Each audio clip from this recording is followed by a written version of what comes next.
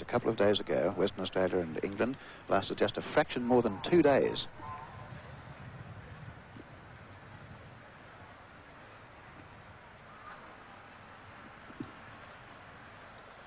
Breeze just helping Hogg slightly to move it into the batsman. He is predominantly an in-slanting type of bowler. Breeze blowing from approximately the top right-hand corner of your picture. And no run. There was a good save by Wood at short backward leg. And the applause from what's building up to a fairly substantial crowd here on the first morning.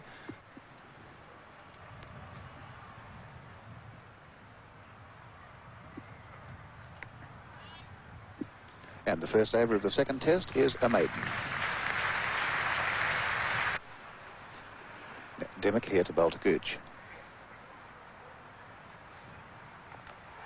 An appeal for leg before. They're taking a run. That reaction was behind the wicket. Let's see. If that was a run, it was off the bat, so no hope of a leg before appeal.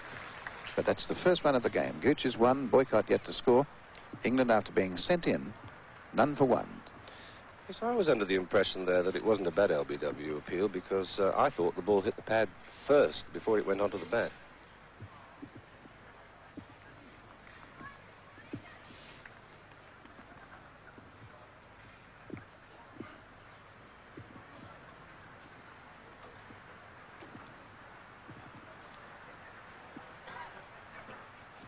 Now to Boycott. And this time an appeal, but not out. Umpire Brooks at this end. Well, Jeff Boycott's looking down the wicket, and well he might, because that ball came back like a fast off-spinner. That really did move an awful lot. Boycott, I think, missed it by a foot.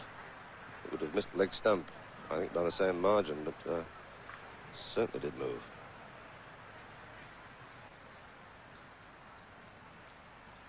An appeal for leg before this time again, but not out.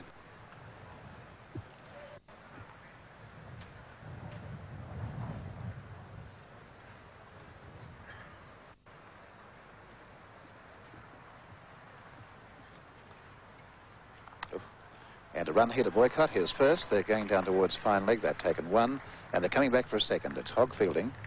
So Boycott is 2, Gooch 1, none for 3. Boycott played that very well because, in fact, the ball did move again off the seam.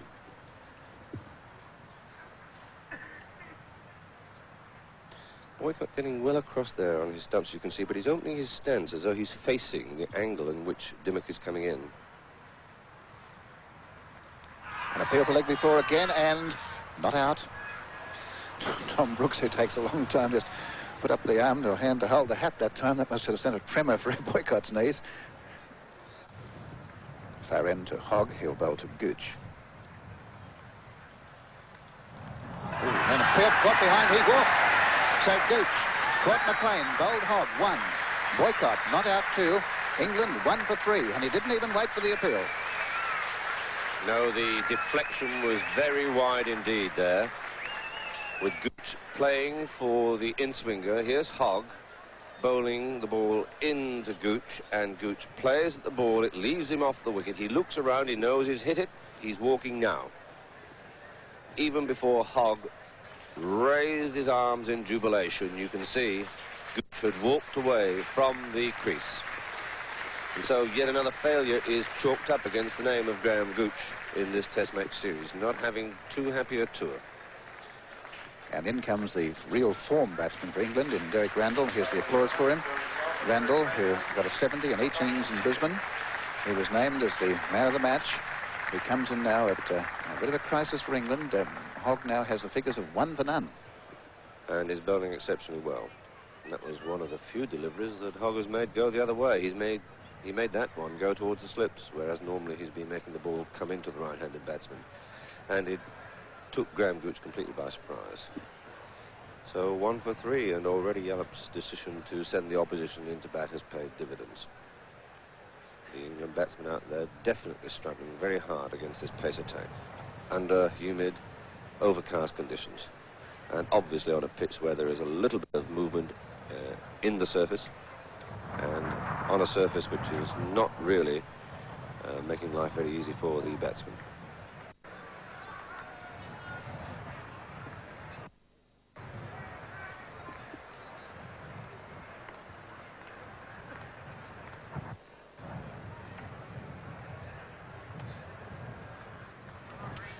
Randall, of course, there you see his tests. His highest score, that was in the Centenary Test. And he really is in form. Century against New South Wales and a good double in the first test.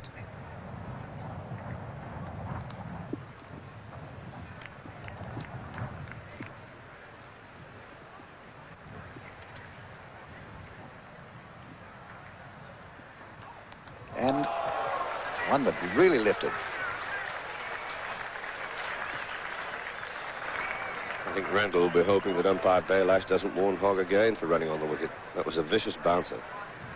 Not badly directed either. It was just outside the off stump.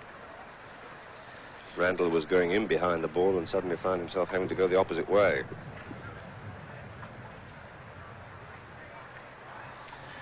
Interesting point about that ball, Frank. The definition of a bouncer is shoulder high. That was just on the height, wasn't it?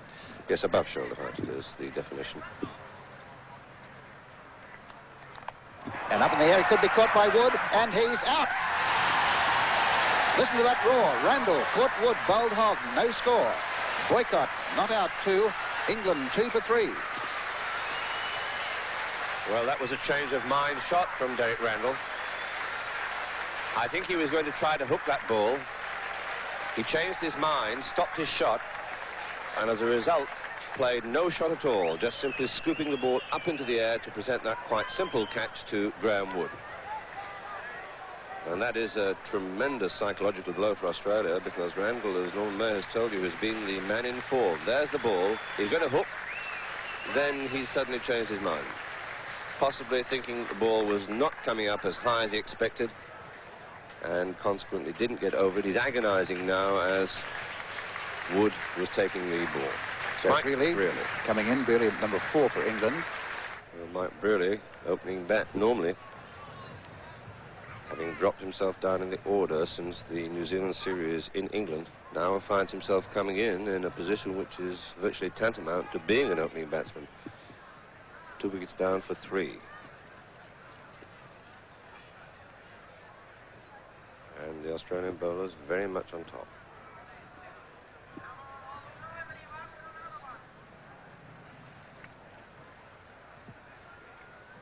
Hogg to Brearley.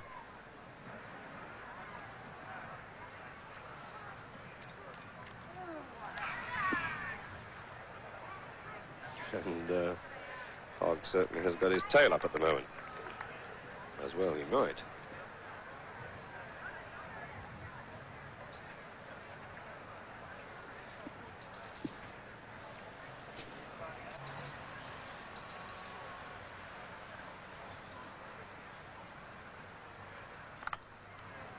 Darling out in the covers, no run. And that's the end of Hogg's 3rd over. Here's the applause for it. Hogg, 3 overs, 3 maidens, 2 for none.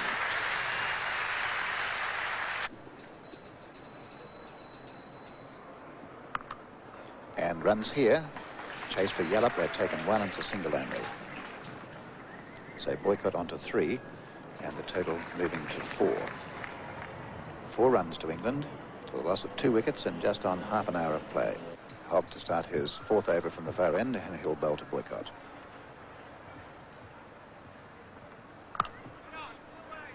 And no run. That's Darling, who's very fast in the covers.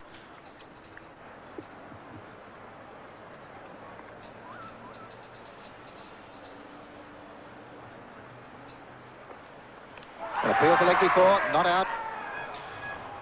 Umpire Baylash shaking his head. Close, but not quite close enough. Wide on the crease, as you can see Hogg, the ball going across the batsman. And I would think from the angle he's bowled it at, it was going down the leg side. It looks in line with the stumps from where we are, but you've got to take into consideration the fact that Hogg was fairly wide on the crease, and the angle was far more pronounced than you saw it on that occasion through the replay.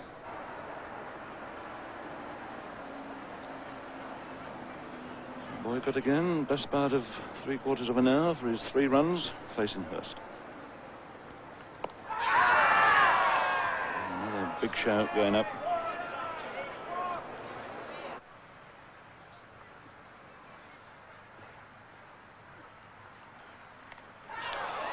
And not found the outside edge there, moved away, just dropping short there. Yes, well, we spoke about it in Brisbane, Jim, but here it is again, the fieldsman too deep. Let's have a look at the replay. Boycott shuffling across. Wide, he knocked to it, and it's dropped short of Bruce Yardley. Well short, but we can have a look at those slips. Let's have another shot of it from front on. As you can see, Boycott well away from that one. It shows there's still some movement there. That's beautifully taken down the leg side, rather flicking the pad, I would have thought.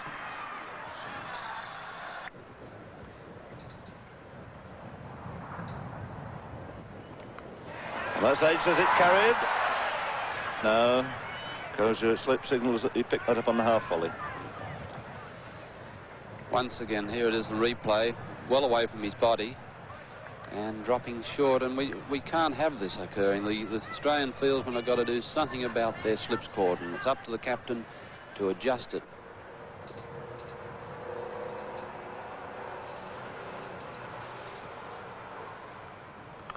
There's an overpitched ball. It's only just prodded away by Brearley, but at least it gets him away. Boycott coming back, going to make it into 2 for Brearley.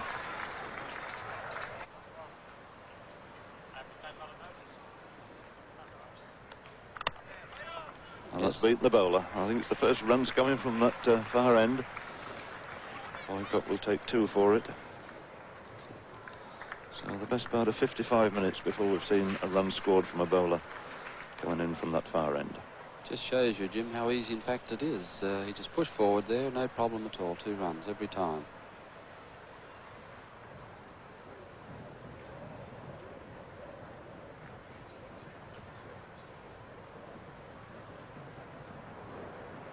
First again to Boycott.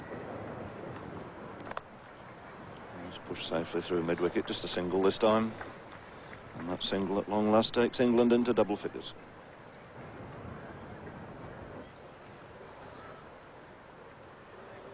The 2 men back. Gooch out for a single, Randall without scoring.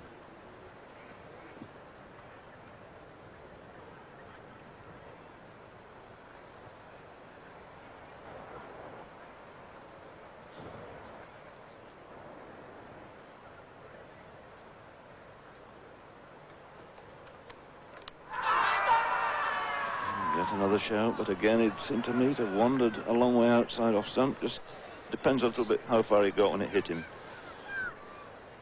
Yes, it's not easy to see from that angle, but here we can have a better look.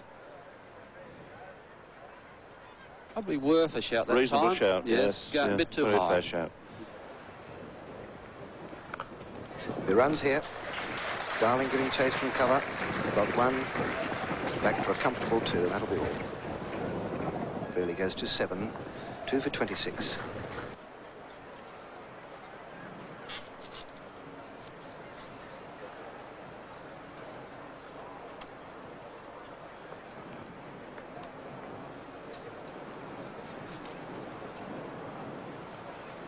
Well, I suppose the only thing interesting Hogg now is when are they going to get a run off me and break my duck.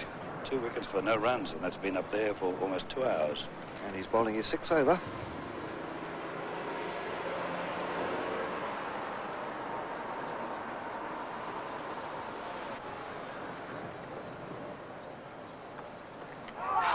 That's a very good ball, but it was definitely a mixture of bat and pad, a stifled appeal.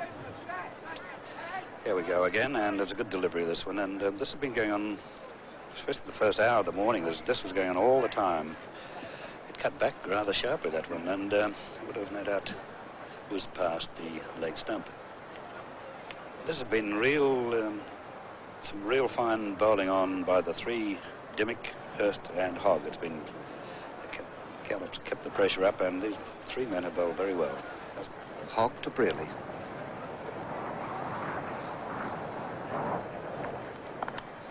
A single. That's Wood coming away from short leg to field. So that's the first run of Hogg, who has bowled. This is his 6 over, and it's the first run coming this morning.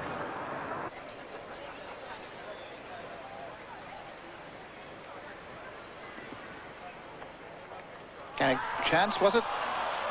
Toohey, backward square. Now, was that off the bat? I'd say it was off the bat or glove, but I'm just wondering whether it carried.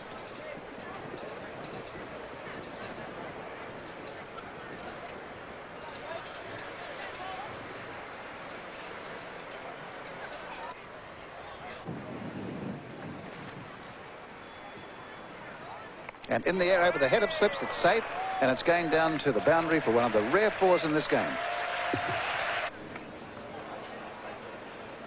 Really taking strike on 17.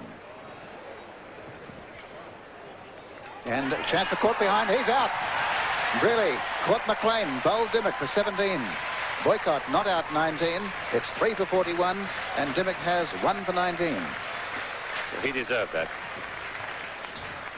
Dimmock really deserved that. I think we got to a situation where Brearley now was really fancying Dimmock, and he goes for this shot off the back foot. The ball short of a length, angled across him, and there's Brearley trying to force it away into the offside, and as a result gets a thick edge that flew through to keeper McLean. Now Dimmock to bowl to Gower. And runs for him straight away. There'll be a couple here. That's a chase for Yardley, and they come back for 2. So Gower 2, Boycott 19, 3 for 43. And again the square cut was take the pace taken off it by Yallop. Well, that was a beautiful shot by Gower. He really got onto that. Only a single. He goes to 3, and it's 3 for 44. That was in fact vintage Gower. That's precisely the way that he plays.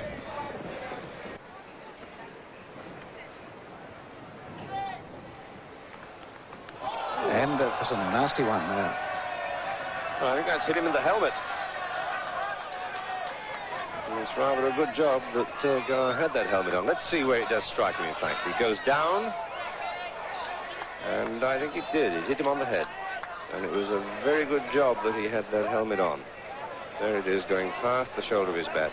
It was a good bouncer. It was outside the off stump.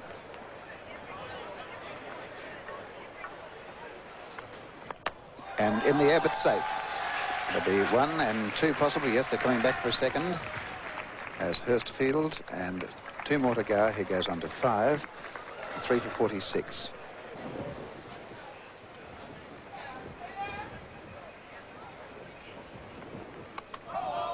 And beautifully stopped there by Wood. A clever piece of work. But, an applause from Western Australian crowd here.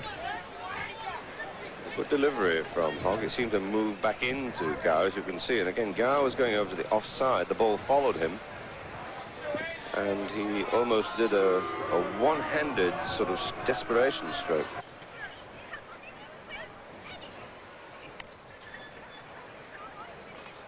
And in the air and wide. Just wide of third slip, down to the fence for 4. There was a dive there by Yardley. He couldn't touch it. I don't think he got a finger to it. And into the fence for 4, and Gower goes to 9, and that's the 50 up for England. 3 for 50. What a good ball again from Hogg. A ball that pitched and moved off the seam. Gower, committed to his back foot defence, could do nothing more than just deflect it through the slips, and it's wide there, as you saw, of Yardley at that 4th slip position. 3rd slip position, I beg your pardon. There it is again. Hurst now to Gower. And moved across nicely, whipped that away, square on the leg side, and they'll get 2 very comfortable runs.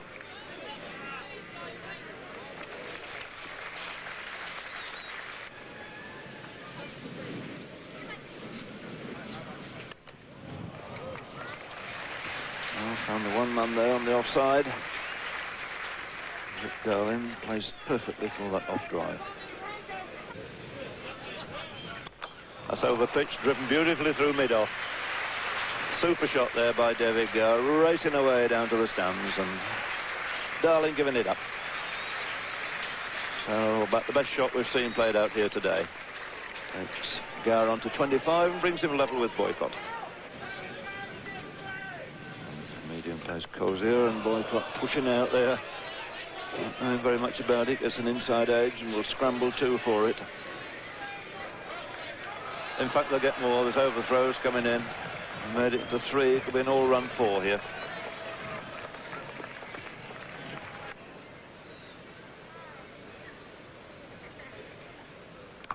That's a good-looking stroke. Beautiful pull shot. It's 4 to Gower. He goes on to 29, and it's 3 for 83. There's a beautiful flashing square drive. It's 4 more to Gower. Or is it? The outfield's pretty slow, so he's giving chase, but he won't quite make it.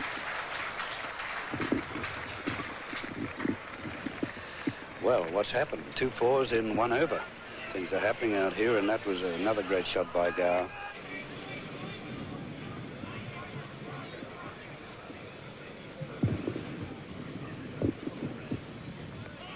And the hook shot all along the ground, beautifully kept down. It's a long chase down there. But Dimmock across for 2. Boycott's wanting 3, but Gower from this end said no. So Boycott goes to 35, and it's 3 for 95. Very good shot. He's not the greatest hook in the world, but he got above that and kept it down, as the textbook shows. Oh. There's a loud appeal, but they say not out. Great disappointment shown there by Hurst and the Australian fieldsman. Boycott just waving the back at that. Now, what's this? Shocking shot, this by Boycott. Absolutely horrible after the last one. Everything's wrong. Oh, oh, oh.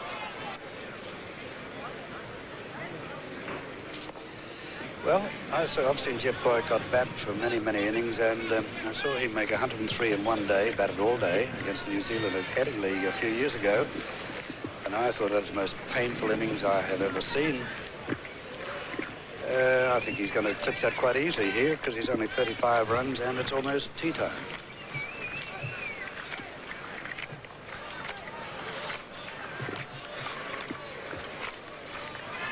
Hogg to Gower. Runs down the leg side. 1. And back for 2. Dimmock throwing there at fine leg. So the 100 up for England. 3 for 100.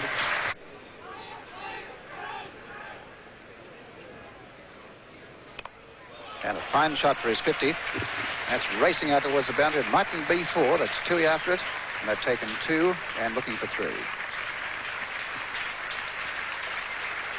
So Gower 52.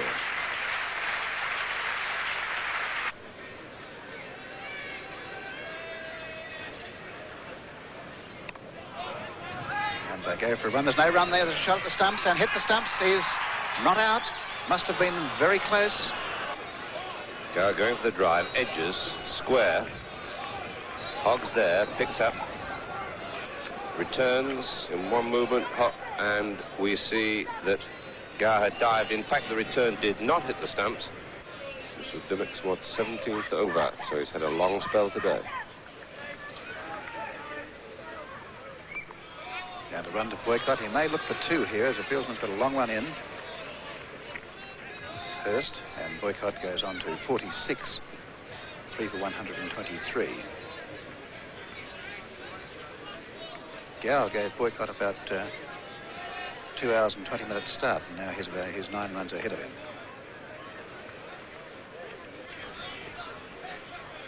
And right of the keeper, good attempt by McLean.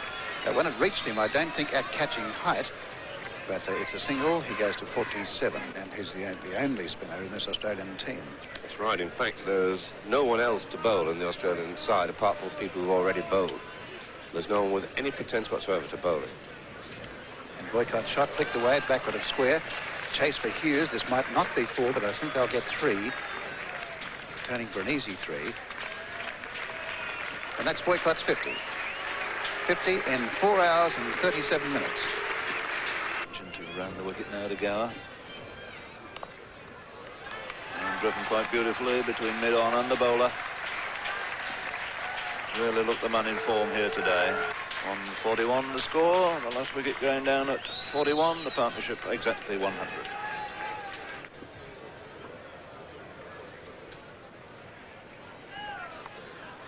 Oh, he's placed that rather cutely. On top of it, chopped it down past second slip, and that'll run away for 4. Hogg round the wicket to the left-handed Gower. There's a good drive. Darling giving chase. They've got 1. Back for 2. Do they want the 3rd? No.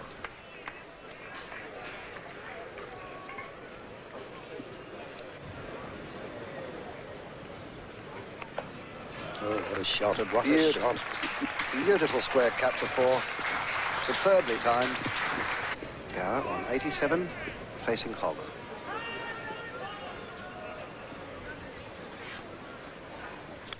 Up in the air, but it's safe. Square on the offside. 4 ball. Gower 91, 3 for 176.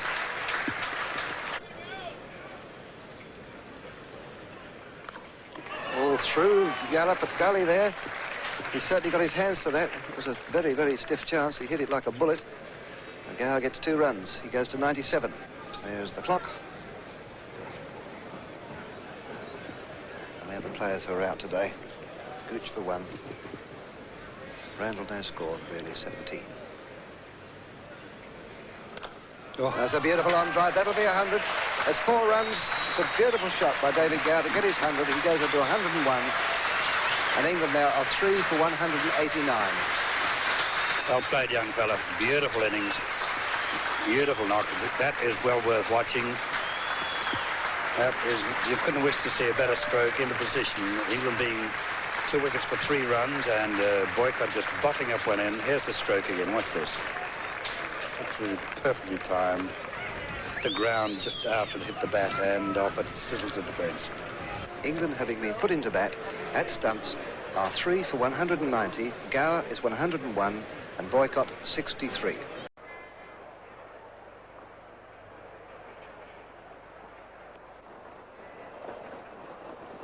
Boycott on 63. There's the ball. There's the first runs of the day from the bat. The 2 runs here for Boycott. Just steered it wide of gully. Comes back very comfortably for the second run.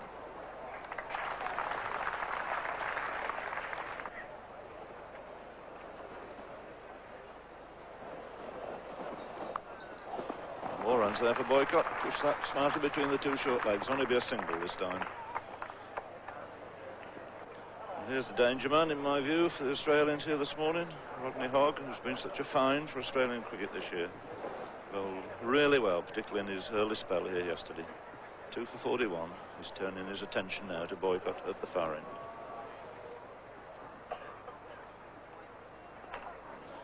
Very gentle, medium-pace loosener there. Hogg yesterday showed us that he could cut the ball into the right-hander from outside the off stump. I wonder if he can do it today.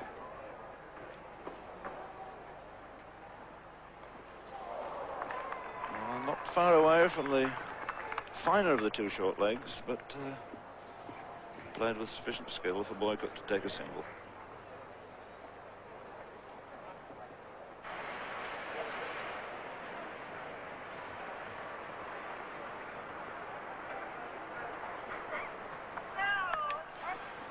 The first no ball of the morning, and the first runs from it to David Gower.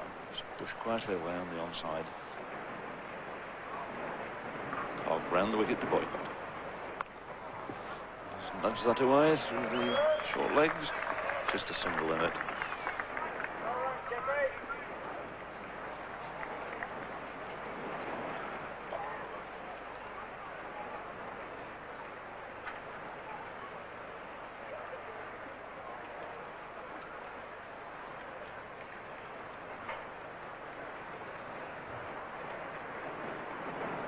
You see that England have added 9 runs to their overnight score in something like 31 minutes.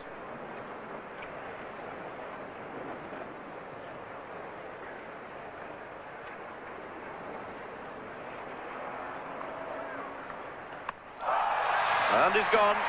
Now Hogg strikes through, breaks this long partnership. 4 men out now for 199, and Gower goes after only adding 1 run this morning, but for all that, it's been a superb 102.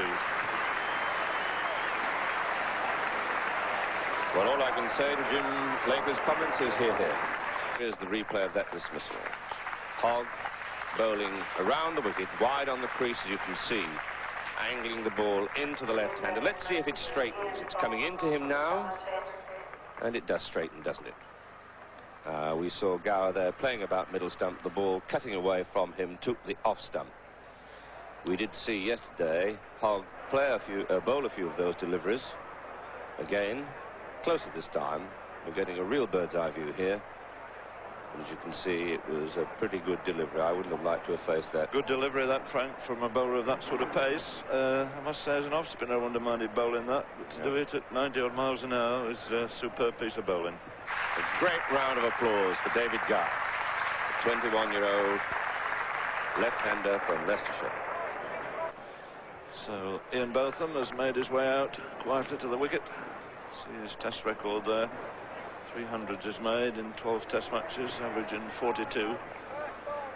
On the other hand, Hogg bowls one like that, England could be in a bit of trouble here. Gow's innings of 102 took 248 minutes, included 9 boundaries, and he received 220 balls.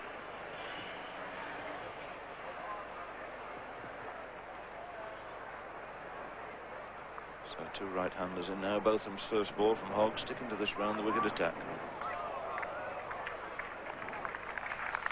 And applause for Rodney Hogg, who once again for Australia has burst through as he did here yesterday, and as he did so very, very well up at Queensland.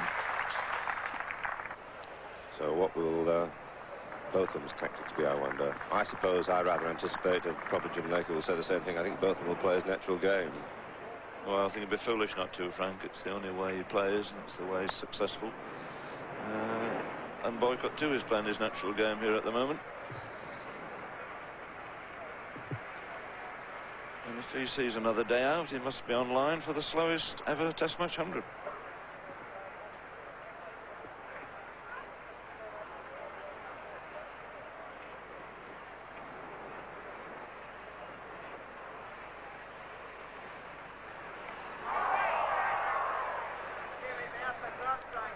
Spirited shouts again going up there from the slip fielders, but there we see the ball. No, he didn't hit it, but he was well forward and the point of contact outside off stump.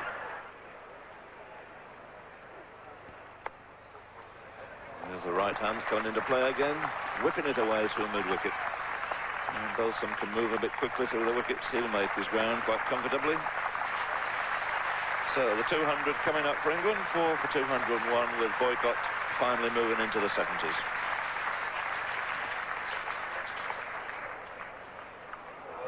Oh, sign of aggression. A hook shot from Boycott. It's 1, fielded there by Hogg, back for 2. Well, was that a vision before my eyes? Is that right, Boycott really slashed one?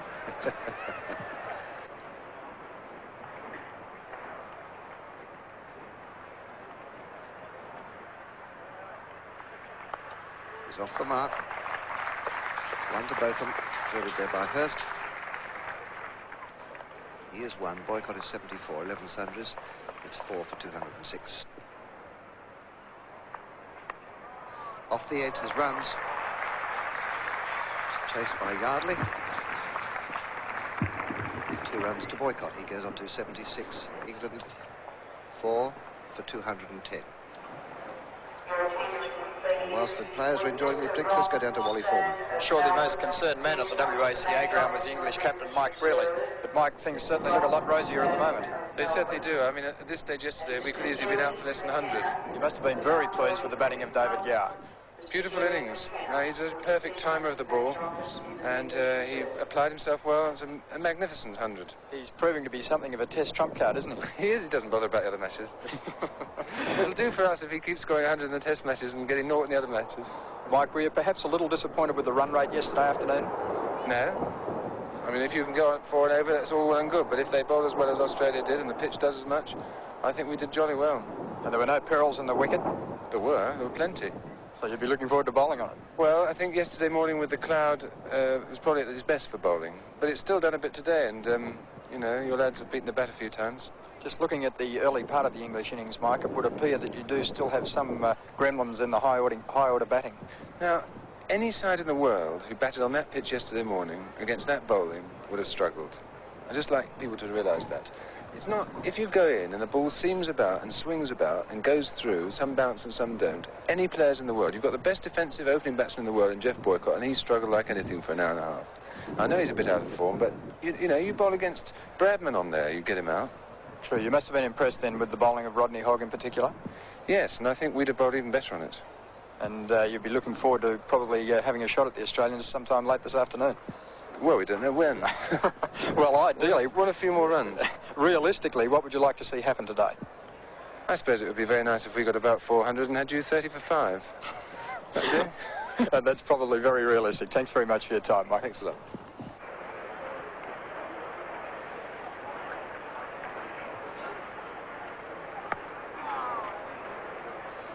The ball bouncing a little bit.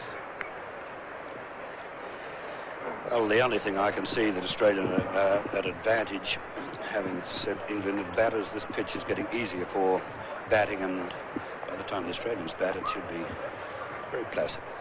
There's that ball. You watch it pops a little. Man in close might have snaffled that one, but to put a man in close to this man, it's putting his life in danger. Such as that. There's a beautiful hook shot. That's 4 runs. Good giving chase. The ball is slowing down, but I don't think he'll catch it. Or will he? Touch and go? No, it's just over the line. That gives you a fair indication of the outfield. A little bit slow. We talked about the showers overnight. It certainly has slowed down the outfield a little bit. But Botham goes on to 6. It's 4 for 214. I was just saying just before that stroke that put a man in close, it's putting his life in danger, and you can see exactly the next ball what I meant, because that is a beautiful shot, a short arm jab, hit across that and hit it beautifully, as you can see.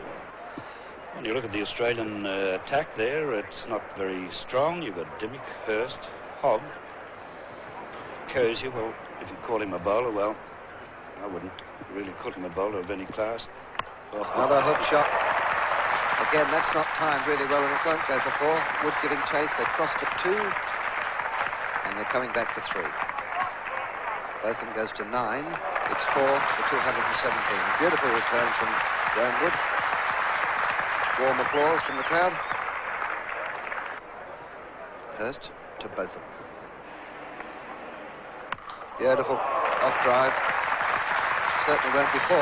Cross for 1, back for 2. Darling giving chase. There he is. 2 runs.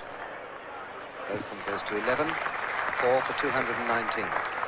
I think you'll find that Yallop will switch his field around now, that both of them are starting to hit the ball. Some of those men from slips will be coming out, and there's a lot of open space in front of the wicket. It's a beautiful stroke. Look at that. Perfect stroke. Already Yallop starting to bring the men out, and if he tosses one short, there's a ton of room on the onside, and this fella hooks well. Plenty of room for him to hook. Very loud appeal. That is out. So Botham is out. LBW to Hurst for 11, and England are now 5 for 219. That was plumb. I would say that's absolutely plumb. And for Tom Brooks, who turned down appeal after appeal after appeal yesterday, that one would have hit about the middle stump, I'd reckon, from our position here. There it goes. Well, you saw it, and oddly enough, a few yesterday looked very adjacent like that one, and turned down. But anyhow, the danger man is out, Botham, because he just started to play some very fine strokes. Scored 11 runs, but he looked very effective. There we go. Here you see Geoffrey Miller from Derbyshire, the all-rounder. Oh, it was a good delivery. My goodness, that was close.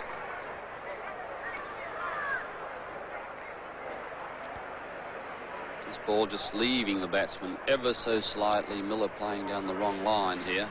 Fortunately for him, close to stumps, close to outside edge, and not close enough from the Australians' point of view, though.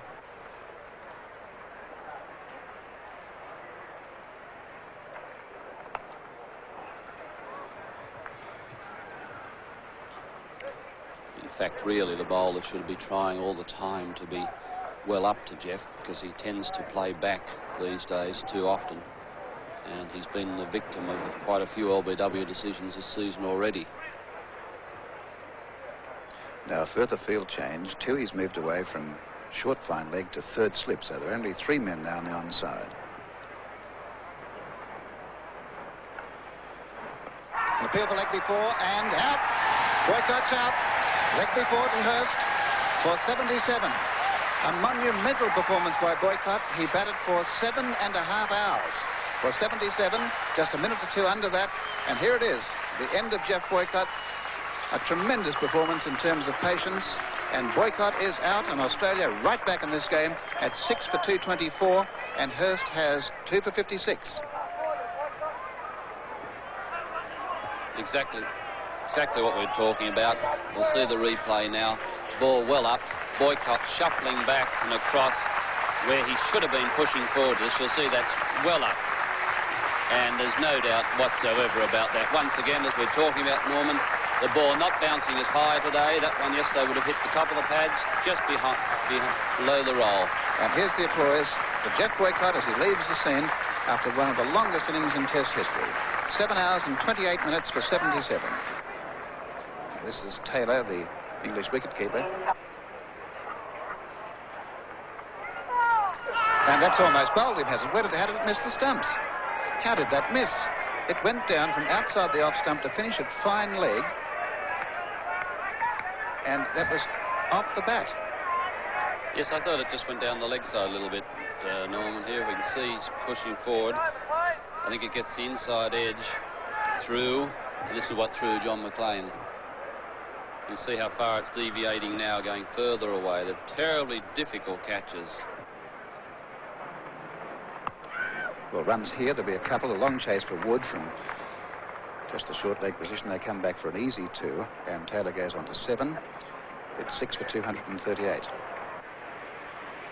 Now the wind for Yardley coming in from that end is going quite strongly left to right when we look at the opposite view. There you go. That's some air, and it's been driven away fairly well. A long chase for Darling. Darling's really fast. Now they've taken 2. Let's see if they want 3. They're going, and they'll get them easily.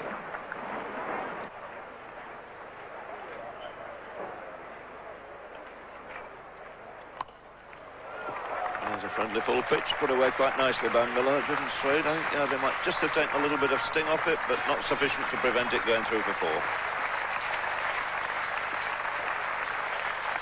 So the 250 coming up for England. 6 men out, 252 the score, with Miller on 12 and Taylor now on 11.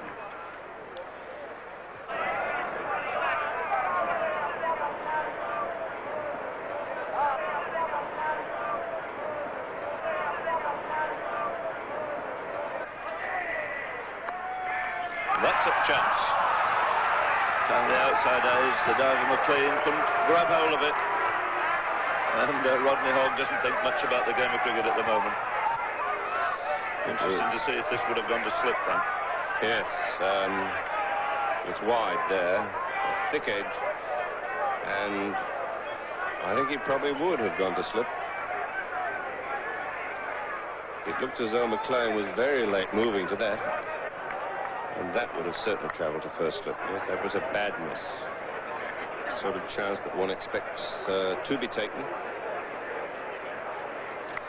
Funny thing is that the first slip and the keeper are standing very close together, aren't they? Very close indeed. And that's out this time. Yardley takes the wicket. Taylor goes for the big hit. He's quite out of character, and he's snapped up at mid-wicket. So England 7 for 253, with Taylor falling for 12. I think Hogg probably did all the work, but it was Yardley who got the wicket. Taylor going down the pitch, attempting to hit a ball wide of the off stump, over mid-wicket. In fact, the ball probably didn't spin very much, which resulted in Taylor not hitting it at all cleanly. So we're getting down to the ruts and mice now, as they say. This is John Lever.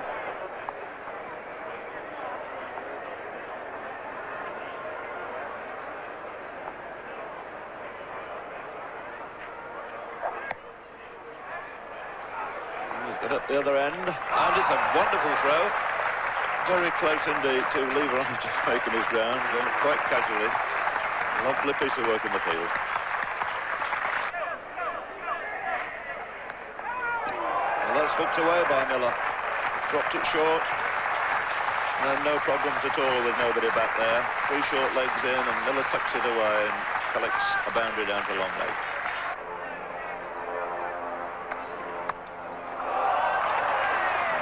Crushed through the area between slips and gully, and it's 4 more.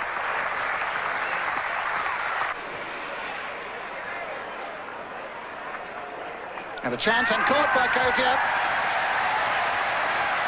Lever caught Cozier, bowled Hurst for 14. Miller not out 35. 8 for 295.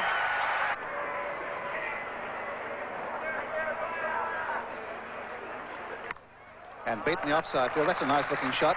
Dowling may not get this. It may beat him out through over the line it goes. Yes, 4 to Miller. That's 299 the total.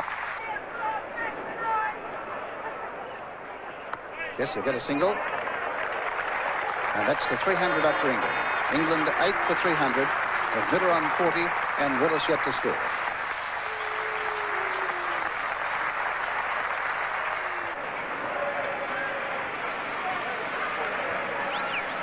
Bowled him. Clean bowl. A beautiful ball. That really was a good ball. Miller bowled by Hogg for 30. England 9 for 300. And Hogg has 4 for 52. That was a magnificent ball.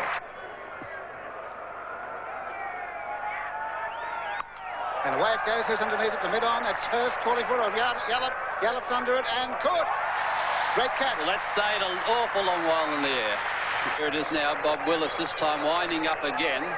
Straight up in the air, as you can see Friday swing, and look at the eyes of the players, and Hurst really should have been his cap, but now he's calling for his captain. He's come over, and Yallop's grasped it there, very relieved. Now there's Hogg leading the team in. He finished with 5. Well, the first ball of this Australian innings to Wood.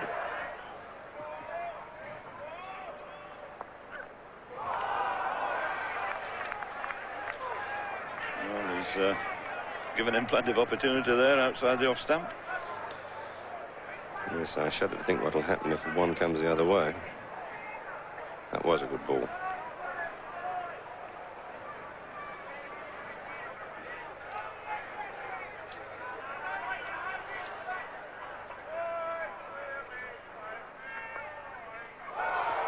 Came very, very close then to get in an edge. So Ian Botham is the bowler at the river end. Well, this is quite an extraordinary choice of an opening attack, isn't it? Lever and Botham with Willis and Hendrick in your side. I think if we permutated this opening attack between all the experts set up here, would have all been wrong. So Ian Botham with 70 test wickets in 12 test matches. 4 slips in the gully, waiting for the edge. And another shout, and a shake of the head from Robin Baelish up there. And the only reply being a leg by signal.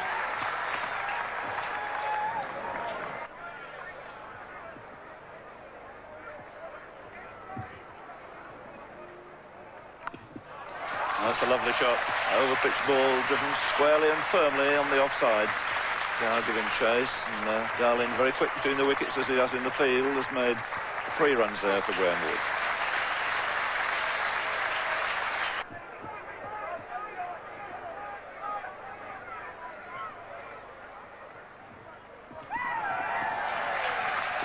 Well, they went through with the shot this time. Didn't quite middle it, but got on top of it, hooked it down all the way along the ground to Lever at long leg, and Dowling now also is underway. 2 runs there for him. So this duel to be resumed between Lever and Wood.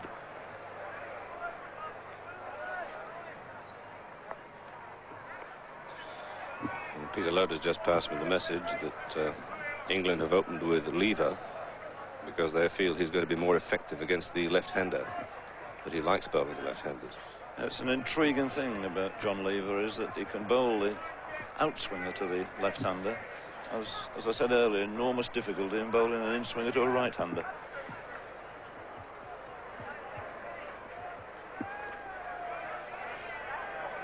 Possibly because he's got to push the ball across the right-hander before he swings it in. That's right. Once he pushes it across, he usually finds it keeps going across. But that's the other one that came back. Good delivery and a good shout, and he's gone. And Wood is out LBW, and Lever surprised him there with the one that came back. And Australia lose their first wicket. The score on 8. Wood goes LBW to Lever for 5. And I don't think Graham Wood had much to complain about there because he really wasn't forward. It was a pretty indeterminate sort of shot. He didn't commit himself to the front foot or back foot. He just went across his crease with the ball coming into him, pitching outside the off stump. There it goes. And you can see it makes contact with the front pad, but I would say that the front pad was no further forward than about 6 inches behind the popping crease. St. Hughes, his first ball from Lever.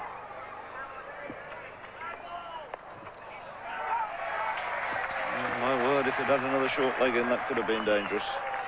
Gets him off the mark with a single. Bob Willis does the fielding down at long leg. Lever with his job done. Having removed the left-hander Wood, which he rather fancied he could, is giving way now to Bob Willis,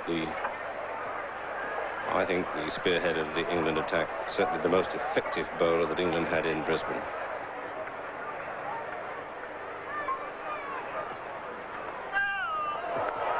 No ball bouncer. It wouldn't have made any difference. I think Hughes was committed to the shot before the call came through to him. What a beautiful shot, 4 runs. Superb square cut by Hughes. He goes on to 14, it's 1 for 28.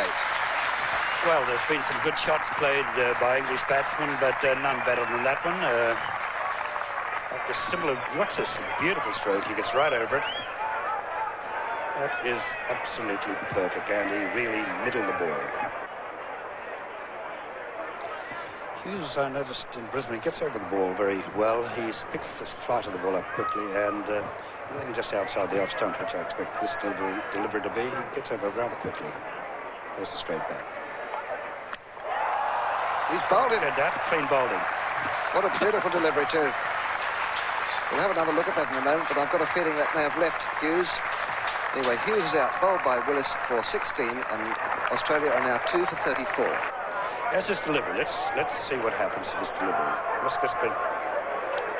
He just played inside the ball, and the ball definitely a little leg cutter. The new batsman, Graham Yallop, the Australian captain. Yallop yet to score, facing Hendrick. Oh, what a good one. Well, that's just what we're saying. He slants it away to the slips, and he's very accurate, as I mentioned, and that was a very good delivery. It completely upended Yallop. But Yallop goes for the push. Very close to the outside edge. Hendrick to Yallop. There'll be a couple of runs here, or will the Gower giving chase from leg slip? Yes. Now here's Willis bowling to Yallop. And a chance, and he's bowled. In fact, he's bowled him. Look at Willis, he's racing away to square leg. I thought it might have been edge there. He completely bowled him. And the second one, so Yallop is bowled by Willis for 3, and Australia are 3 for 38. Here it is there, Graham Yallop just playing down the wrong line and losing his off stump. And this, Norman, I believe, is probably a result of the enormous amount of time that this Australian team have spent in the field, because the dismissal for both Hughes and Yallop, as you can see there, the ball doing not a lot, but just enough, and the reflexes and the response of the players just that little bit slow. Well, the next batsman for Australia is Tui. You look over his shoulder too at that onside field. There is a deep backward square leg on the boundary, and only one other onside fieldsman. Shot. Good shot by Tui. That mightn't be 4. They've taken 2. Easy 3.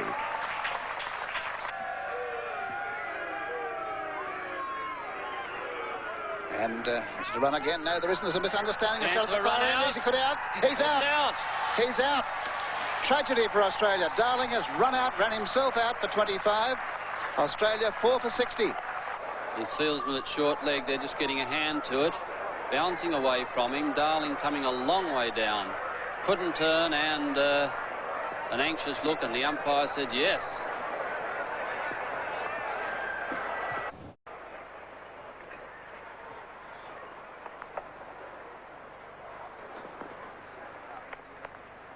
Always a good one to Kozia. That one not coming back in, I think just holding its own and missing the outside edge of the bat.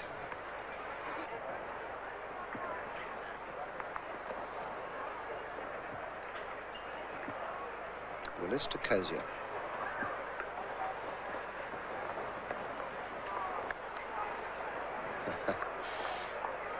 Kozia, expecting that short delivery to get up, was disappointed as the ball barely got chest high. There's really no need for Cozier to duck on that occasion. At least there's one redeeming feature about it. He didn't try to hook it. Had he done so, there might have been a catch resulting to that man at backward square leg.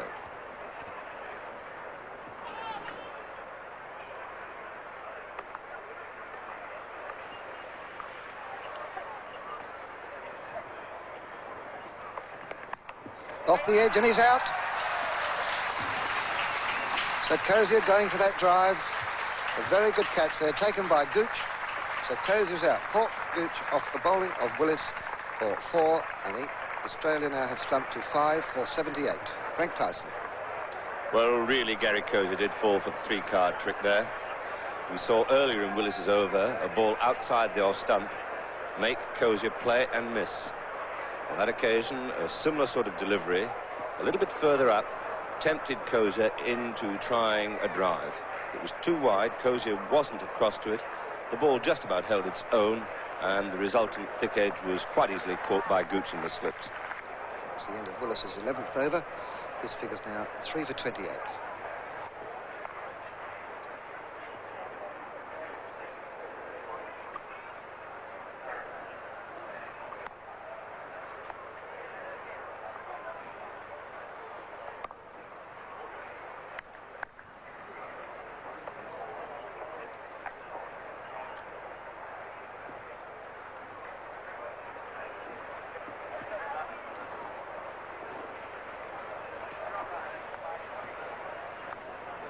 To McLean.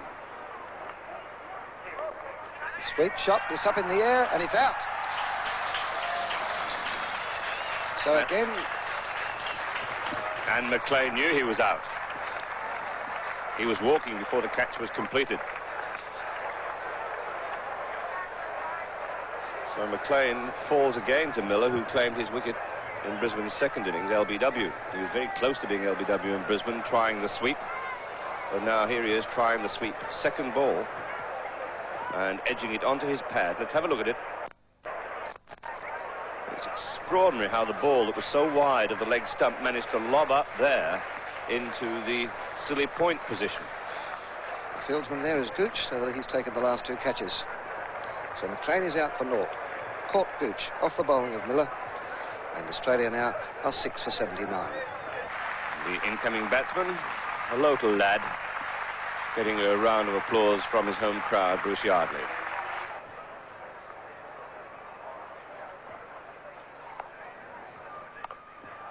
There's a single. Willis is deep at mid-on, so Yardley's off the mark. 1, 2-21, and it's 6 for 80. So Bob Willis is the bowler, and Yardley the batsman. And that's not a very good shot. Never really to the pitch of that ball. Very airy-fairy, loose shot outside the off stump. 4 slips, squarish gully waiting. That's a handsome shot off the back foot by Yardley. Great roar of applause from his local supporters here, and they'll take 3 very comfortable runs.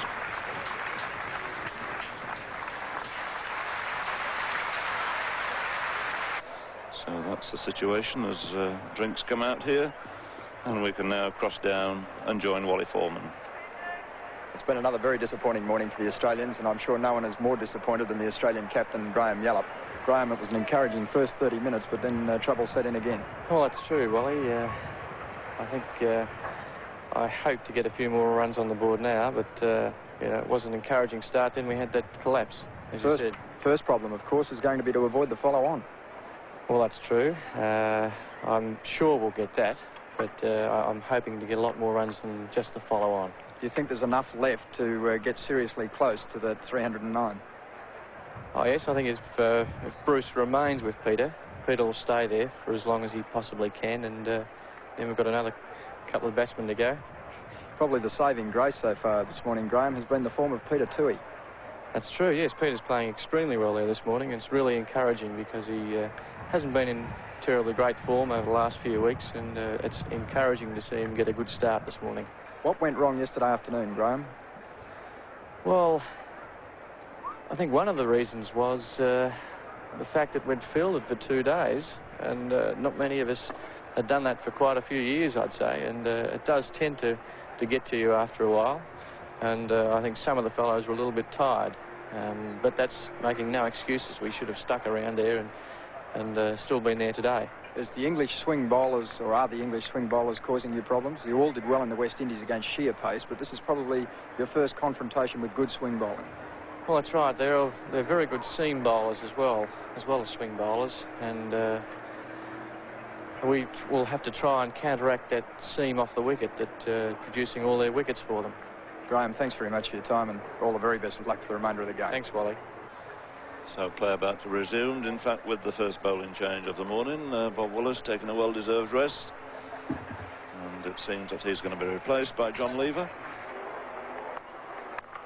It's over-pitched again, and a magnificent stop there by Randall. Save for certain run. Beautiful pickup.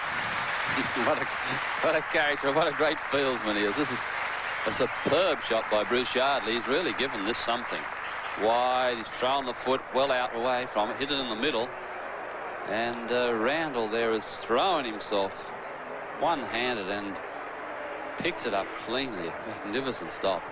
I'll tell you what, that's the best shot we've seen in this match. It is. No run. Poor old Bruce Yardley didn't get a run for it.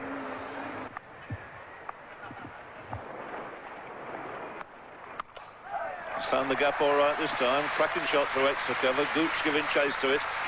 Oh, well, this outfield really is slow in this match. He's able to pull it up. They've got to run them. They'll run 3. And the shot, which I would have thought under normal conditions, must have brought 4. Shows the men out. Just 2 of those falling this morning, Cozier and McLean, following the 4 that were dismissed last session here yesterday. And that's a lovely shot. Randall giving chase. With 2 runs in here for Peter Toohey.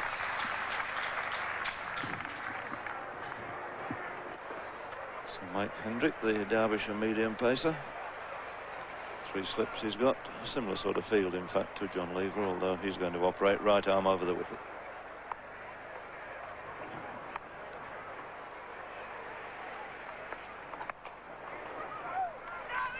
Yeah, the field at mid-wicket in that position where he's swooped in and run a lot of people out recently. But the single brings 3 figures up for Australia. But they've got 6 men back in the pavilion. And Peter Toohey has made 30 of those on the board, 30 out of the 100. And also, of course, saves to follow on. If ever it was going to be enforced, and I can't imagine it would have been.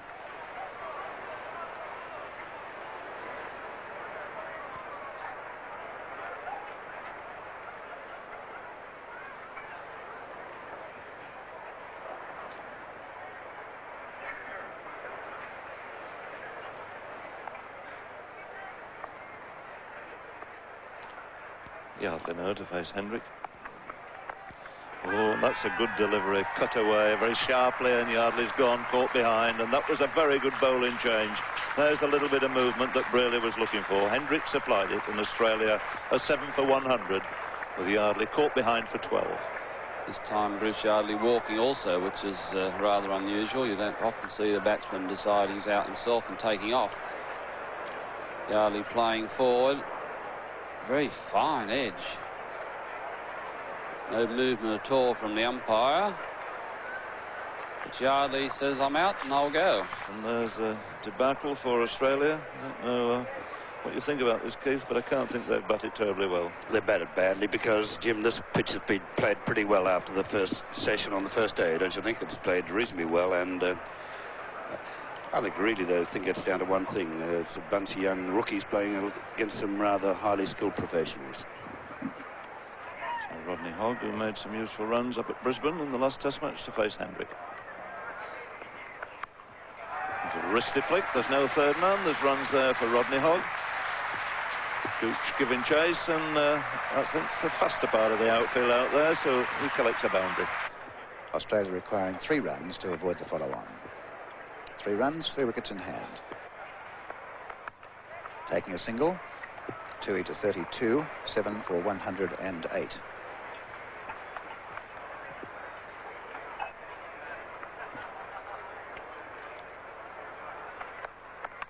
And runs, this will save the follow-on. They'll get a couple here. Chase for Lever, they've taken 2. and back for 3. So Australia has saved the follow-on at 7 for 111 with Hogg on 8 and Toohey 32. And in the air, but safe, is it? Yes, what a shot. That was a shot and a half. It was like a little chip shot to the green. 4 runs. Willis to Hogg.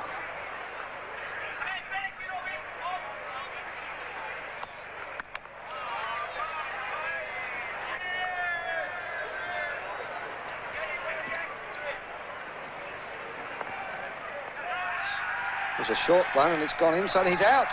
He's been given out, caught off an inside edge, so Hogg is out. Caught by Taylor off the bowling of Willis for 18, and Australia are 8 for 128.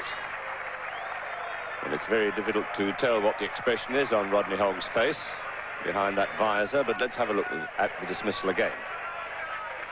Ball short of a length, and the ball passing between bat and body, well taken by Taylor down the leg side. There was quite obviously some sound there. Left-hander Dimmock facing his first ball from Willis.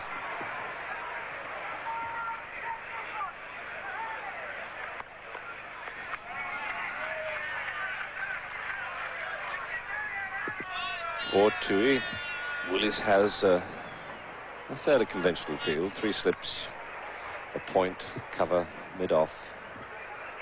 The offside field. On the onside, he just has 3 men. A wideish mid-on, backward square leg, and a deep fine leg.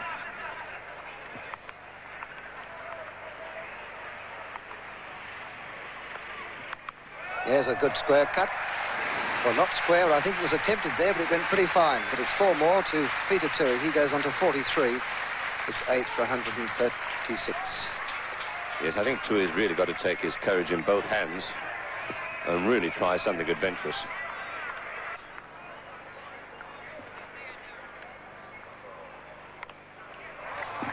A little bit more air. Nicely flied it for a change. Nearly paid it into a thick outside edge, but those 2 runs for Peter Toohey will bring him 50.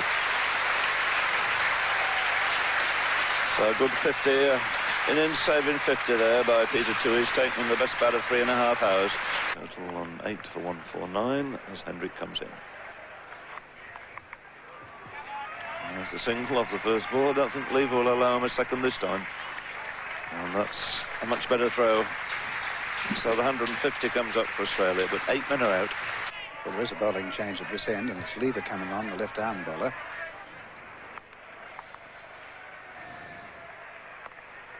Down the ground, good shot from Toohey. That's a beautiful shot. A couple here, he might look for 3. Yes, an easy 3. So Toohey on to 60, 8 for 160. Leave it to Dimmock. And there'll be a run here. Yes, they're through. Now, that may be a leg by. We'll look for umpire Brooks and see what was the signal. Yes, indicating the sundry. So sundry's on to 9. It's 8 for 161.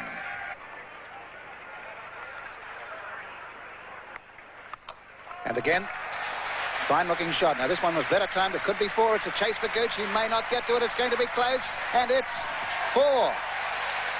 Now, the look of it, yes, 4 runs. We couldn't see that, but that was quite exciting.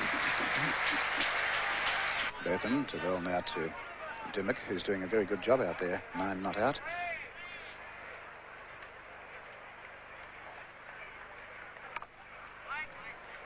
To Lever, no run. It's a little slower delivery then by Botham, but Dimmock shaping like a batsman. Just looking at the fall of wicket, is this the best partnership of the match for Australia? They put on 37 now. I think that would be just about the best. It would be the best of the match. That's the best for Australia, of course, not for Gower and Boycott, of course, had a big stand for England, but for Australia it's the best partnership. And a nice-looking shot. That was well played. Boycott, and they're looking for, they're not going for second, and the raw for Jeff Boycott, and good piece of fielding there. And Dimmock on to 10, and it's 8 for 165.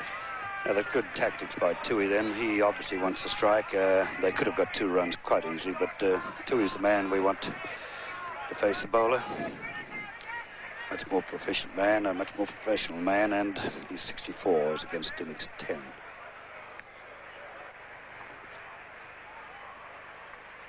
The hook shot, and that's beaten the field. And yes, it could be 4. Over the line it goes, just over the line. And 4 more to Toohey, here's 68. 8 for 170. Yes, well, we mentioned Toohey's got the shots to burn, and now you're starting to see some 2 beautiful straight drives and that fine hook shot. Beautiful stroke that was.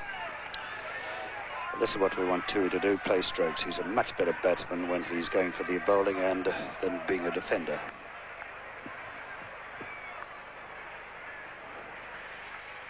Again, magnificent shot that time. Gower just gave that up. That was a magnificent hit. It's going right to the back fence. Well, having got caning in the first one, it seems rather, knowing that this man is a good hooker, it's rather stupid, I thought, of both of them to bowl him another identical delivery, and here you see it. Didn't he give that something? That is the best shot played in the match so far. Best shot, that gets my 10 marks as the best shot played in the match. 2 to 72, 8 for 174. Again, it won't be 4. I'll get a couple here.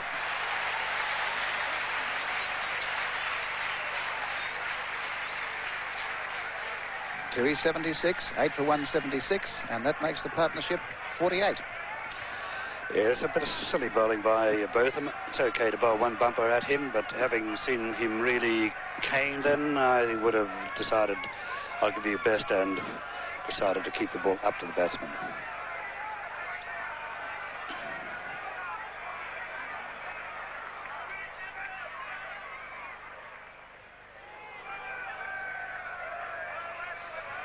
You'll recall just a few balls ago to his decision not to take that second run. Well, since then he's put on 10 runs. 10 vital runs at this stage for a 10th wicket partnership. 128 they were, 9 for 128 when Dimmock came in, and now they're... I'm still forgetting we've got Hurst to come, haven't we? I'm getting mixed up. I still think there's 9 wickets out. I'm sorry about that. 4 more. I'd say so. Yes, it's on the way. And that's 3 fours and a 2 taken by Toohey and the 1 over. I picked that one right off the bat. Well, I don't think Mike Brearley be very happy about both of them's antics in that over. In fact, Brearley's going up to speak to him. Good shots, aren't they? Beautiful strokes. Toohey 78, 8 for 180, and that is the 50 partnership. And that over cost 15 runs, the most expensive over of the whole match.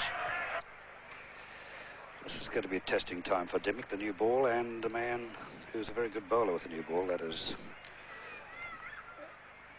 Mike Hendrick. Bowled him. Yes, Dimmock bowled by Hendrick for 11.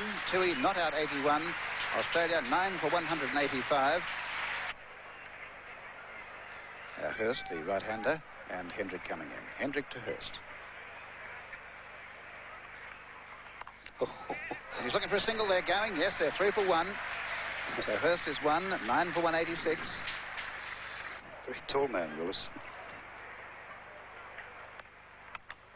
And he's got a run. He might get 4. That's going out towards the boundary. I don't think the fieldsman will get to it. And that's across the line for 4. You could almost call that a classic square drive.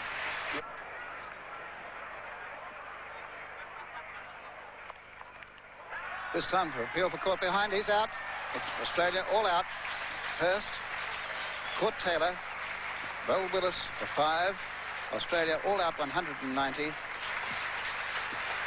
Standing ovation for Peter Toohey. Peter Toohey remaining 81 not out, and Willis finishing with 5 for 44. The Australian team would have been very happy to have struggled through to 190. Peter Toohey was the mainstay and he played beautiful, and he'd be very pleased with that innings because he really has been out of form. But the game very much in England's favour with a lead of 119 as they go into the last 2 hours of play. And let's see now how those last 2 hours went. Hogg is bowling to Boycott. And a fairly nice lifting delivery first up.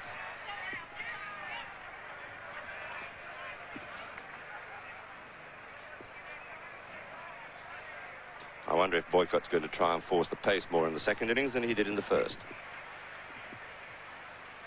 Obviously, it is in England's interest now to capitalise on this 119-run advantage that they have and score runs quickly to get 350 ahead as quickly as they possibly can.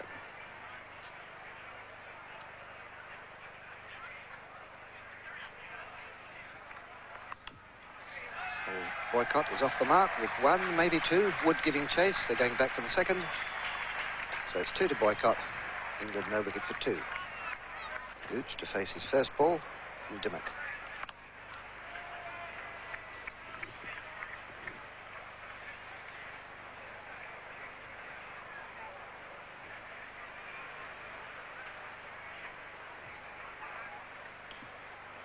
Dimmock not looking very fast at all from that far end. Just medium pace, genuine medium pace too.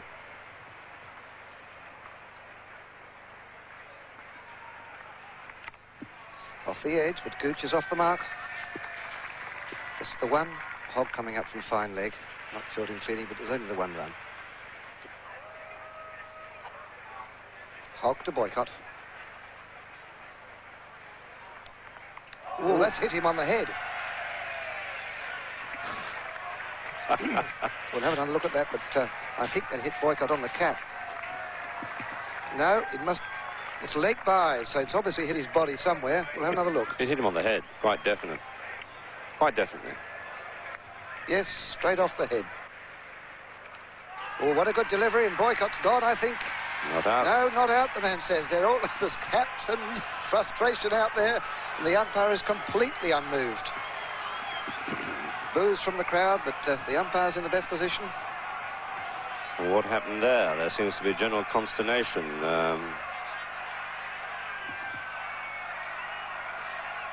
It's like a gathering of the clans at the moment.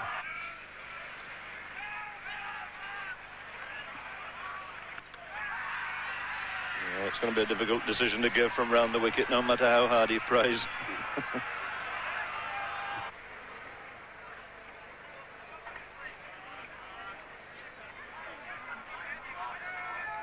Hogg to Boycott. And a run. Dimmock coming in from deep back the square. They're going for the second. The return's on the way, but well run. So Boycott is 23, none for 49. Yardley will bowl to Gooch.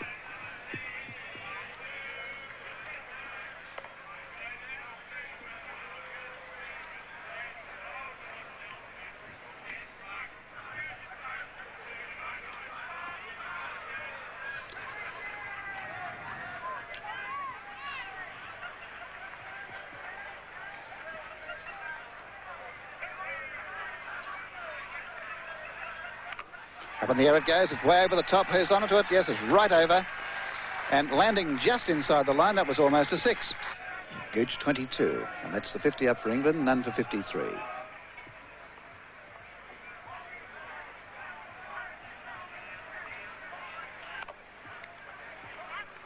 They're going for a single. It misfielded there by Darling. He dived for it. Of course, they've got to get up and chase the ball again. They've taken 2 and 2 only. And that is the end of the day with England none for 58, 106.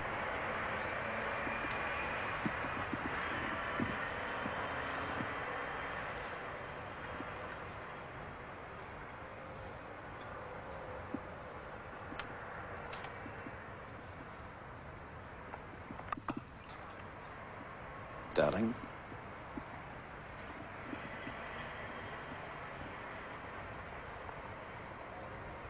The England batsmen, of course, will be playing themselves in again before they start making shots, trying to get a good side of the ball.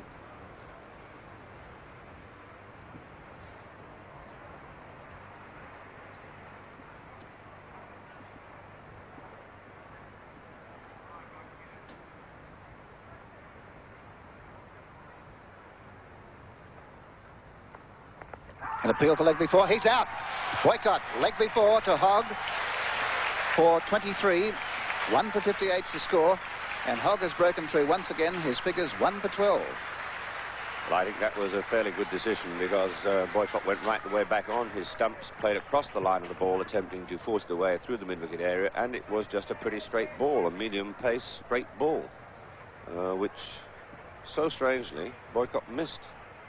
Here's that dismissal again. Hogg at about no more than medium fast, delivering to Boycott the ball pitching, as you can see, about off stump, cutting in slightly, and I think it must have hit about middle and leg stump. He was right in front. So that's the first breakthrough there for Australia. And Boycott is out. Now, Randall on a pair.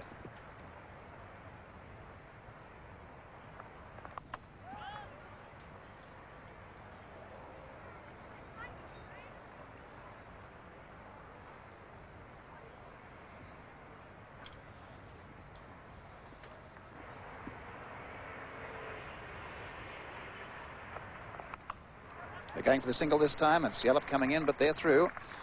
And Randall has his first run. He's off the pair, so Randall is one for 59, and that's the first run scored this morning. Hogg will continue from this end. He'll bowl to Randall. And crack through the covers. A nice-looking shot from Randall. That may be four. It's slowing down on this outfield, but it should just beat the field, will it? Yes, it does. So Randall on to 6, 1 for 64. Yes, a beautiful shot there from Randall. The authentic cover drive. Notice how his hands are wide apart on the bat. But he gets his foot pretty well across the bat, a fair way from his pads, but nonetheless he hit the ball right in the meat of the bat. And the ball zipped past Cover's left hand.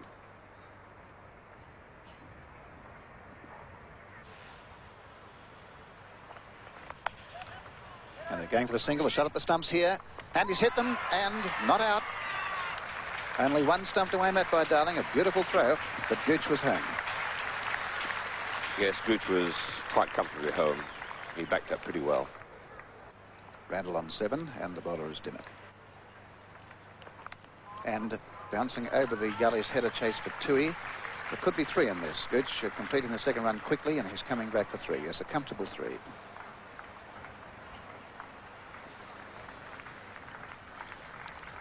Randall going along quite well. He's up to 10 already.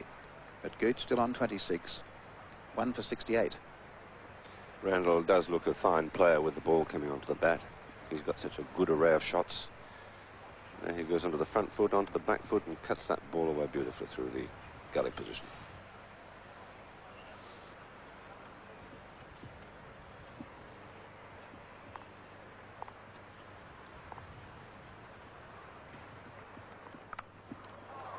Right out to the boundary it goes. 4 more to Gooch. Well, that's his first score today, but he's really gone into that.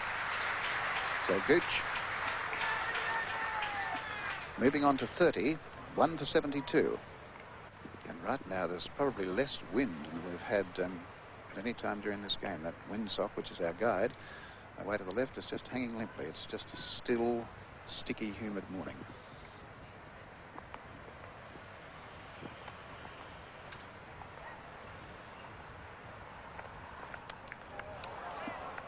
What was the contact there? That was a good delivery. I think it was pad. I don't think the bat was put to it. There it is again. The ball coming in off, it was hitting the top of the pad.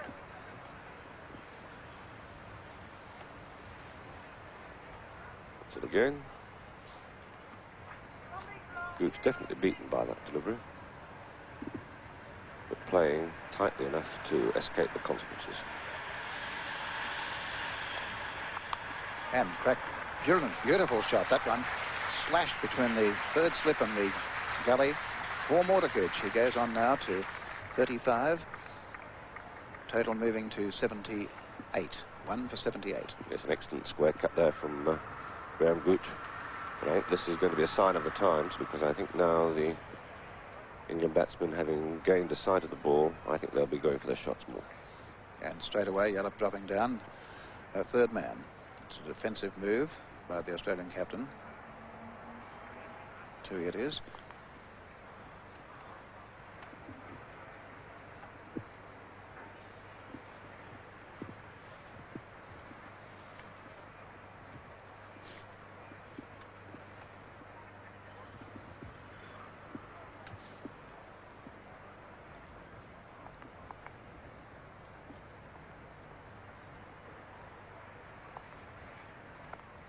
And a chance and courtesy, or dropped. Did it reach to him? That was Hughes. It was an edge which didn't carry. Hogg, a little frustrated by that. The ball not bouncing very much. The edge from Gooch flying there to Hughes at second slip. You can see the ball's going to ground now.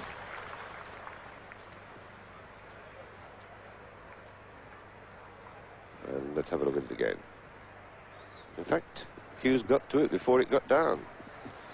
Hughes coming forward has grasped a catch. It was a difficult catch.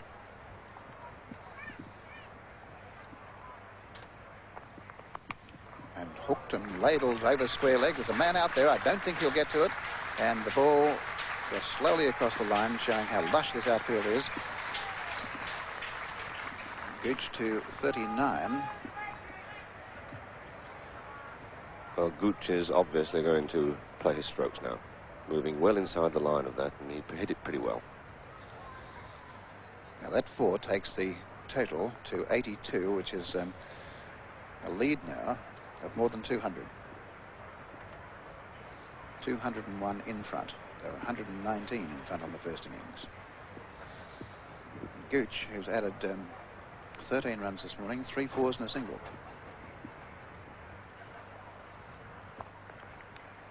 They're going for a run here. There's danger. Randall spread up the pitch. Who's there? And they hit too late. Hit the stumps, but Randall was home. He was 2/3 of the way up the pitch. Yes, and the Australians just stood there. Yes, I think Randall's done a return journey there. He was almost at the other end. There probably was a run in that, and Randall was quick to see it. The ball just dropping there down in front of Gooch. And Gooch not making any move at all. As that was Wood who came in from square leg and through to hit the stumps, but Randall had made good his ground, scampering back. But all in all, he must have covered something like 30 metres.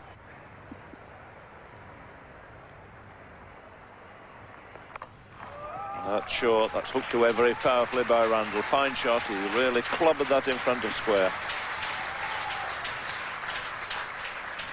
Takes England on to 1 for 93 and Randall on to 16. We'll see this one very short, and Randall hitting this very high ball, but hitting it beautifully.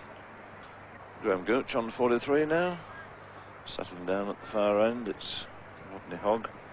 Going to continue from this near end, this pavilion end.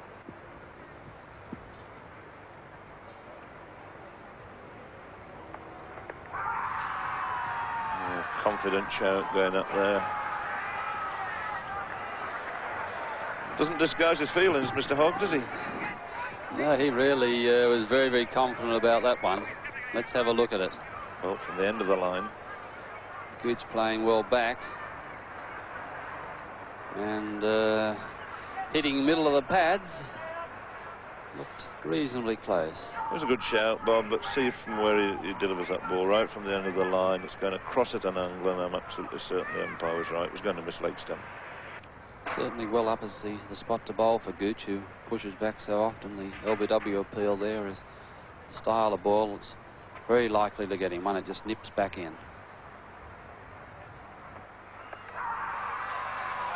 He's given him out this time, and I would have thought it was a very, in fact, I would have thought the first one was closer.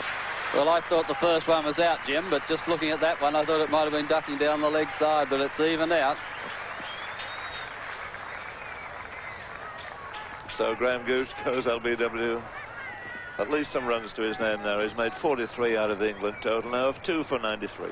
Here's now Rodney Hogg once again well up to Gooch, as he should be. Ball cutting down, this time hitting on the outside of the left pad, whereas the other one hit between the pads. Big appeal, and up goes the finger, and that pleased Rodney Hogg that time anyway. There again then can't see it quite as well because Randall's in the way.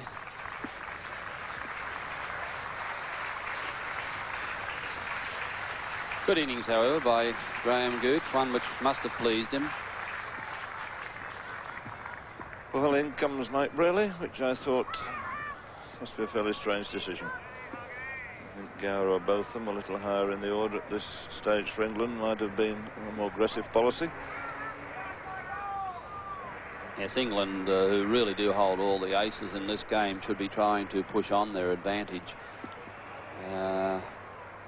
Really hasn't shown any inclination on this tour to score very quickly. I think he took 7 hours for 100 against Melbourne. In the test matches so far has only been able to push the ball around, not play attacking cricket.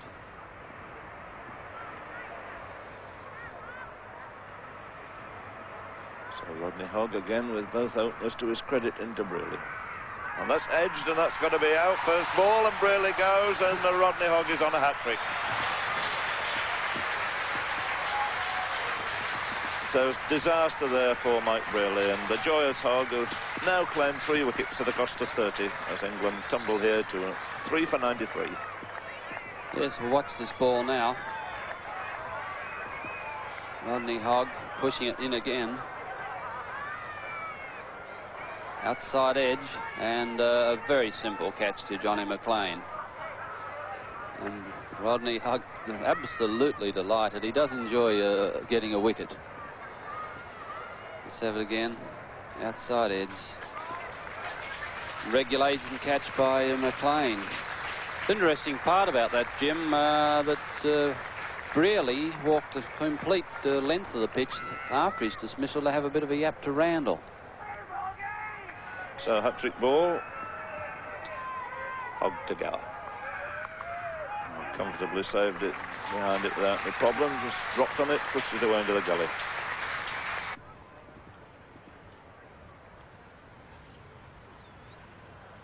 Hogg again to Randall. He's guarded that away quite skillfully down to long leg. Dimmock moving in, and Randall running well. Ran the first quickly and was able to come back for the second. So there's the 100 coming up for England. But 3 men out, Boycott, Gooch and Brearley.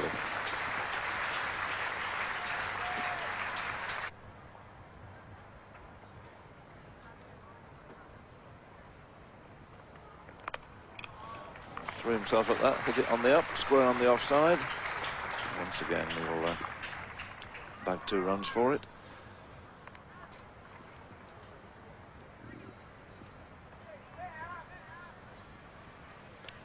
Well, wide of the body, going for the big cover drive.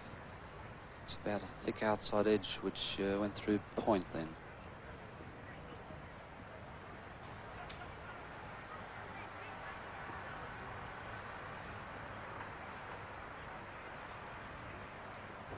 Oh, what about that? Looks like a Sunday afternoon shot there to me. A real yahoo from outside, off stump.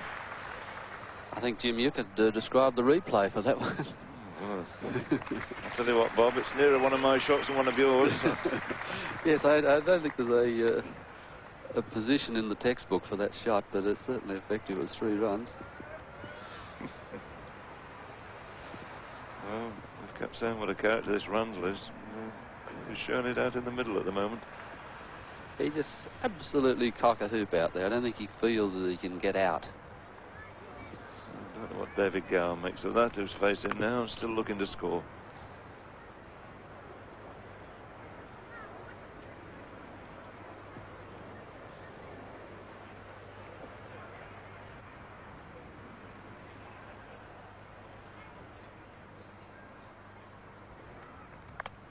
It's away nicely this time. Powered off the back foot, square on the offside. That's racing away. Slow outfield though, still down there. And any other part of the ground, he would have made 4 for it. Instead, Gower opens his account with 3. It's not the spot to bowl a Gower short. He's over across that beautifully and square cut that. Look at the beautiful balance then by Gower. 111 on the board, 3 men out. Randall facing. And he's got a top edge. He's going to get 4 runs for it. Oh, the top of the wicket keeper. So everything going to Crick Russell's way at the moment. So left-handed Gower will face Alan Hurst first of all. Just 2 slips and 1 gully there now.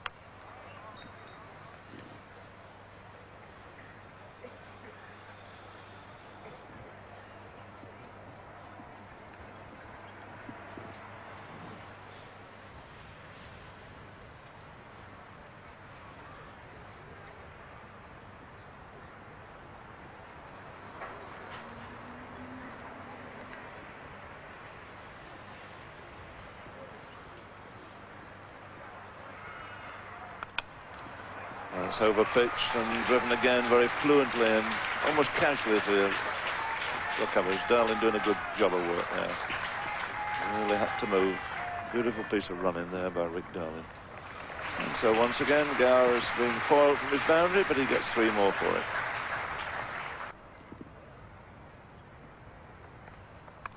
And here's that cross-batted shot again. We saw one earlier when Dimmock was bowling from the other end, and might just make the line.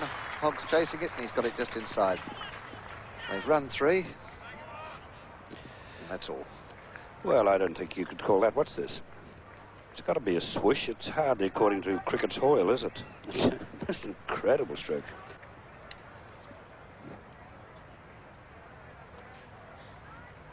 It's up in the air and he's gone. Randall is out. Caught at leg slip there by Cozier. So Randall is gone. Hawk Cozier bowled Yardley for 45. England are now 4 for 135. Well, if I was Mike Brearley, I'd get Randall and give him a real old round of the tables for that stroke, and the stroke he played previous that. He downs down, I would say, almost before the ball is bowled. Now, let's see what happens. There he goes down. The ball had hardly left the hand and gets a top edge and a simple catch for Cozy. But it's an absolute foolish stroke, unnecessary in the position, and really, no doubt, will have a word or two to say to Randall. Here we go again. He hit a mile too early, as you can see, and caught the back of the bat and just popped up a very simple catch. But it's good camera work there, and look at them. They're very happy, and not a very judicious stroke. It's going to be Yardley to Botham.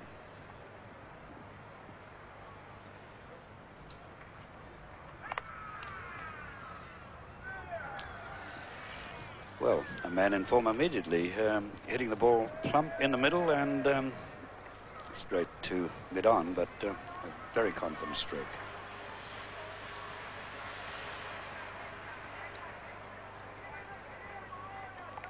And the sweep shot, that could be 4 runs. It's going to beat Hogg at square leg. It's gone too fine for him. So Botham opens his account with a 4.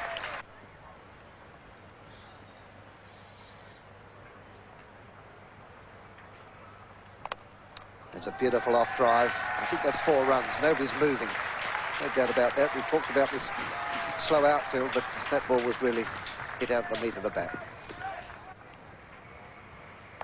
A repeat, and 4 more. Not too far away from the under that time, but just beating the outstretched hand. Another well-timed stroke. Hogg is opting to bowl around the wicket to the left-handed Gower.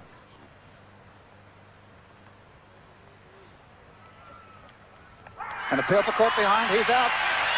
Gower caught McLean, bowled Hogg for 12. It's 5 for 151, and Hogg has 4 for 35. Again, Gower, I think, troubled by the bounce, which was rather more than he expected. It came over the top of the bat. And Gower, playing that shot of his, where he tries to make room for himself and cut through the gully, hit the ball with the top edge and was taken by McLean. Here it is again. Gower, as you can see, just underneath the ball, edging it very slightly. New batsman coming in is Miller. We're down to the second half of the batting order now.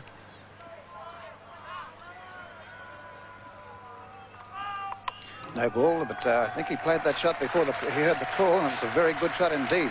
That sailed right across the slow outfield. That's 5 for 176 now. Here's a prospect of some fun and games with Botham to face up to Yardley. There's the big hit, and it's in the air, and he could be caught. He's out.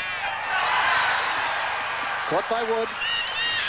Botham caught Wood, bowled Yardley 30. Miller not out 10. England 6 for 176, and Yardley has 2 for 29.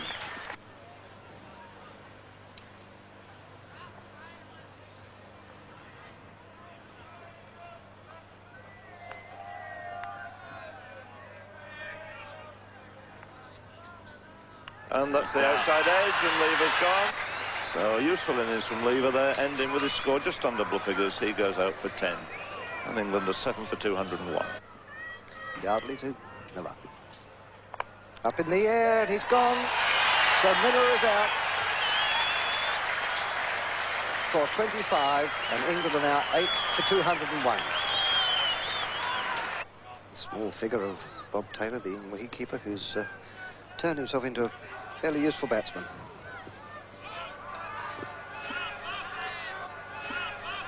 It's going to be Hogg to bowl to him. Off the edge, and there's a very good catch. So Taylor is out for 2. Caught McLean, bowled Hogg, take for 2, and England are now 9 for 206. Well, what a catch.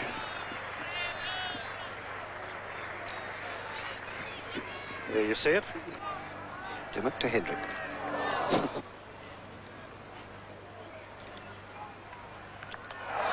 So Hendrick is out, bowled by Dimmock for 1,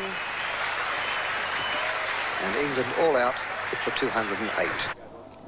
For those who like their action fast and furious, the last 2 sessions have been certainly superb. 10 wickets and 150 runs, and we saw some magnificent stroke play and some superb bowling by the Australians. This means now that England have got a lead of 327. Australia are definitely in with a chance, and it will take some good batting in the last session, particularly by the openers Rick Darling and Graham Wood.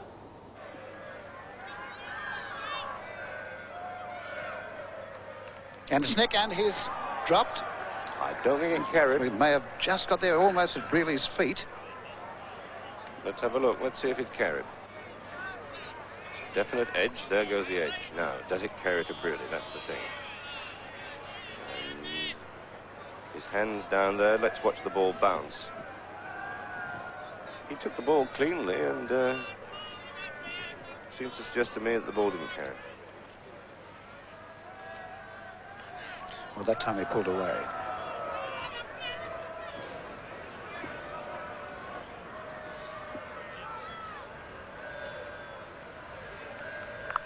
They're taking a single.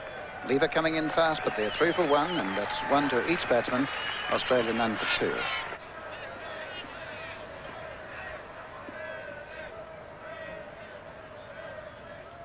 And the hook shot.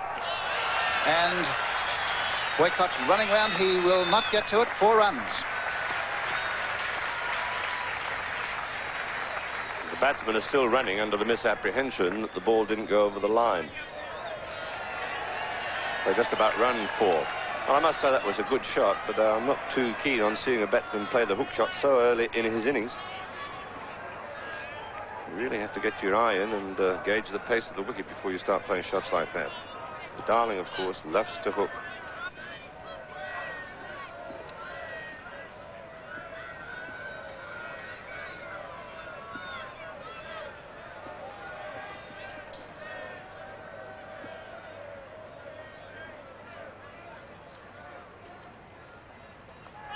No ball called. That's hit him, and a nasty one. Now, that wasn't on the head, I don't think.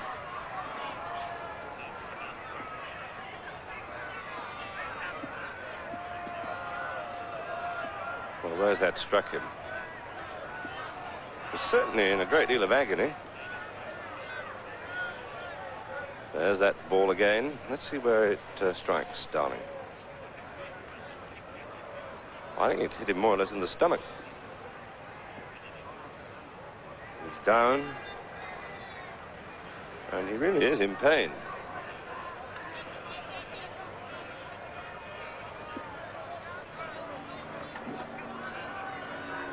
So play on. Willis to Darling.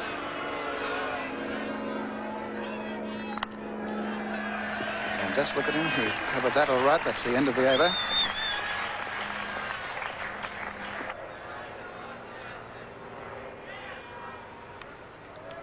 Appeal for leg before. Not out. It was not a bad appeal either.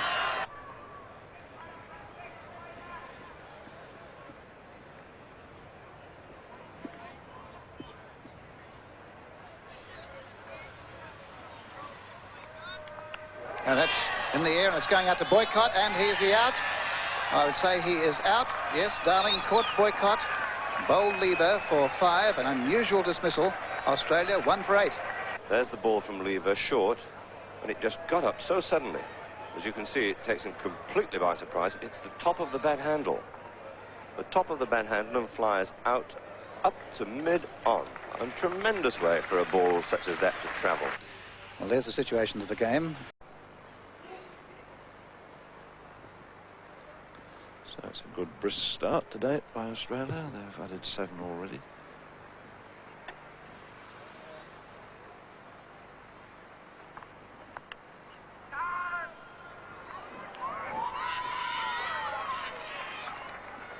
And there was that hesitation that Wood so often produces in his running partner. Just a gentle breeze, as you can see from that windsock there.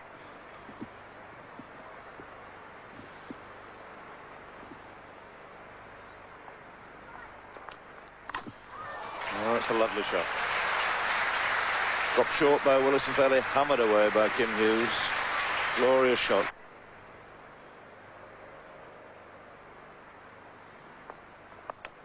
That's another good shot, this time from the left-hander Wood. Over pitched on his leg stump. Food and drink really there for him. Substitute Edmonds, who's come out to field for Willis, doing the work out there, and Graham Wood gets 3 for it.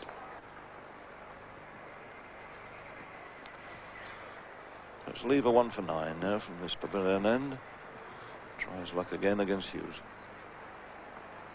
It's over pitched and half volley. That's what a half volley should get. It's driven quite beautifully through mid-off. Randall giving chase, just about to pull it up.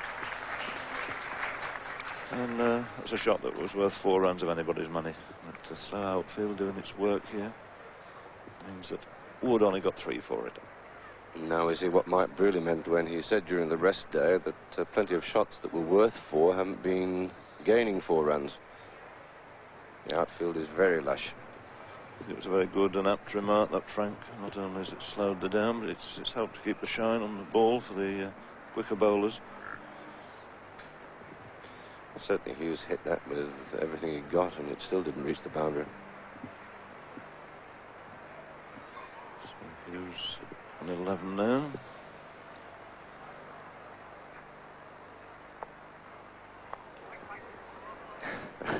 It's taken very low down too by Bob Taylor. He's having another look down there.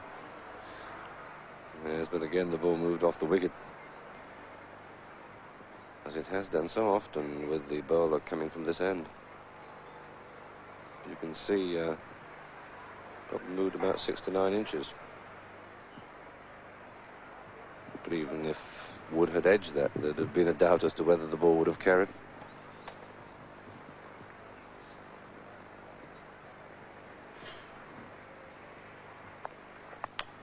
That's over pitched again. Now it's Wood giving it the treatment this time.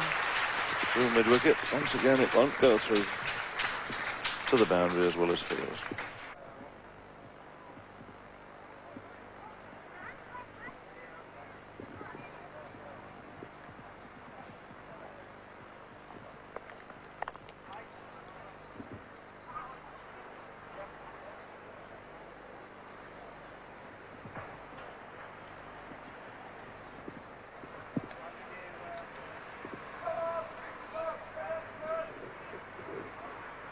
Willis again to Hughes.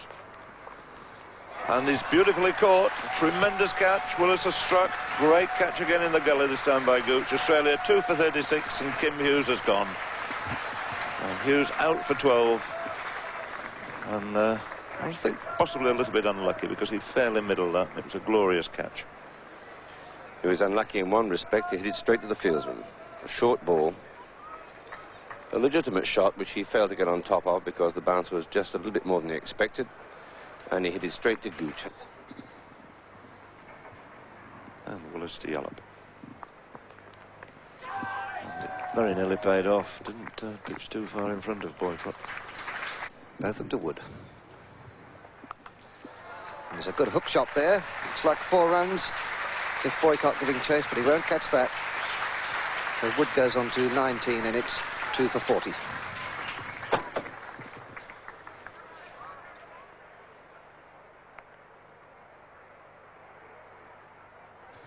Have another look at that hook shot.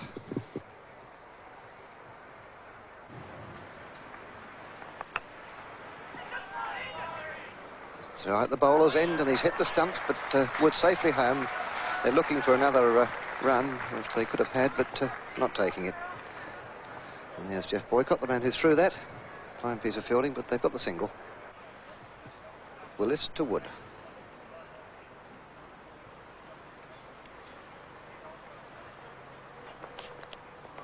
Well, that is a wide, I'm sure. Yes, and it's 4 runs.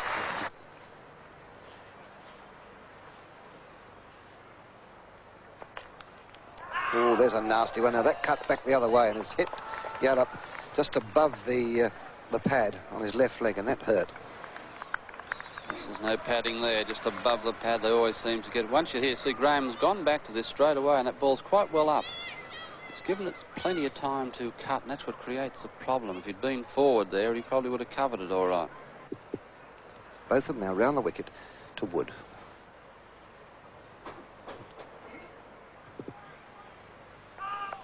No ball. Fine hook shot. 4 runs.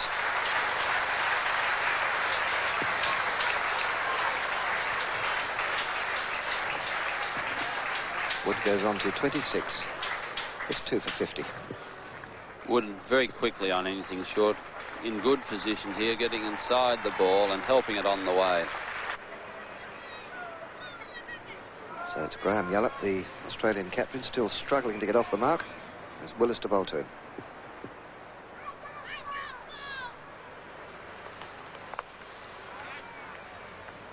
It's no run, it's gone to Randall at cover.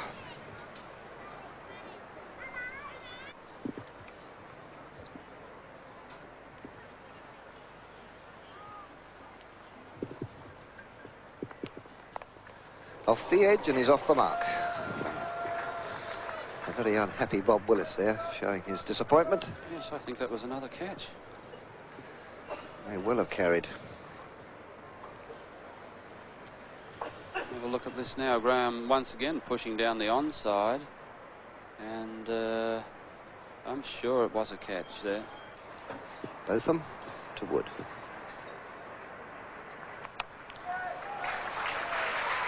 One, back for 2. Gower the fieldsman. Wood goes on to 28, 2 for 56.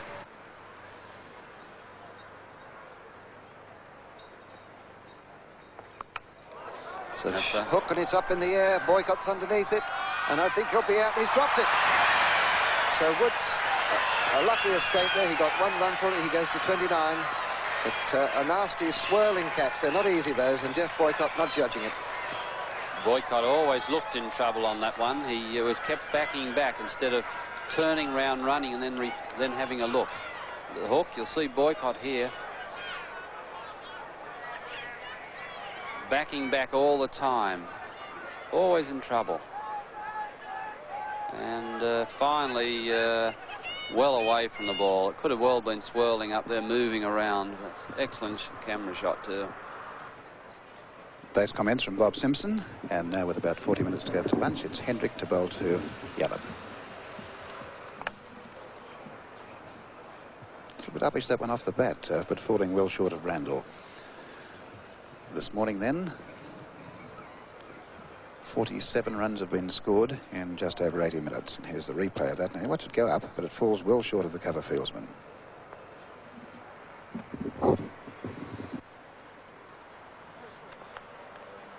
An appeal for caught behind, but not out. Yes, he's out. Very long delay by umpire Brooks, but it's long enough to say not out, but Brooks deliberating there for something like 5 or 6 seconds, and Yallop caught down the leg side by Taylor off the bowling of Hendrick for 3, and Australia 3 for 58. Yes, that's a very confident appeal by every fieldsman, and Tom Brooks took a long while. Now let's see all the fieldsmen, if we can, see them all go up together. Well, it didn't seem to change course much, did it? Well, I wouldn't like to adjudicate that. And Prior Brooks gave him out, so he's out. That's the whole thing. But it did not deflect. Didn't appear to deflect one little bit. So the game goes on. Australia in a lot of trouble now. 3 for 58, and much depends on Tui and Koji, the next 2 batsmen to come in. The batsman out there for this morning, Darling, was out yesterday, of course, for 5. He was caught Boycott bowled lever. Hughes caught Gujpal Willis for 12 this morning, and Yallop caught Taylor Bolt-Hendrick for 3. Now here's Toohey, the top scorer for Australia in the first innings, 81 not out, and he comes in now with Australia in a bit of a plight out there now. Yes, well, the odds are swung. They've always been heavily in England's favour, and that's even more so now. And the weather forecasts are pretty good today, unlike the storm we had last night. And Australia have a real battle on their hands because there's a lot of time left for the Englishmen to dislodge the Australian batsmen. Well, before you came on, Keith, you made some interesting observations about that missed catch by Boycott. It looked bad, but it wasn't as bad as it seemed. No, when you've been out in the middle, things a little differently to what you see when you're off the field. And the point is this, that the ball went very high, and they are possibly the worst catches of all to take. You have too long to think about them. And you've got to remember, Geoffrey Boycott has contact lenses. And another thing, the sun is straight above. If you like to look at the shadows of the fieldsmen, it's straight below them. And I would say that Boycott would have been looking straight into the sun because he misjudged it badly in the end. He got a hand to it, but he's completely out of position. But you've got to remember that when you're looking up the sky, and as I say, you can just look at the fieldsmen there. There's no shadow at all except straight below them. So I'd say Boycott, a bit unlucky, looking straight into the sun.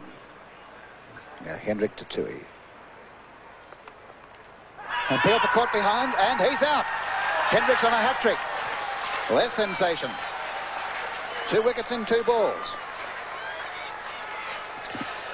Well. 100 one day, they say, and a duck the next. Well, Peter Toohey, 81 not out, almost 100 in the first innings, and first ball in next innings. And, well, here we go again. Let's see how much deflection there is.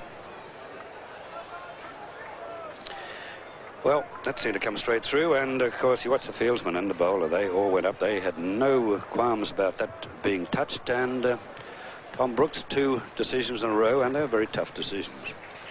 Hendrick to Cozier, bowling for the hat-trick.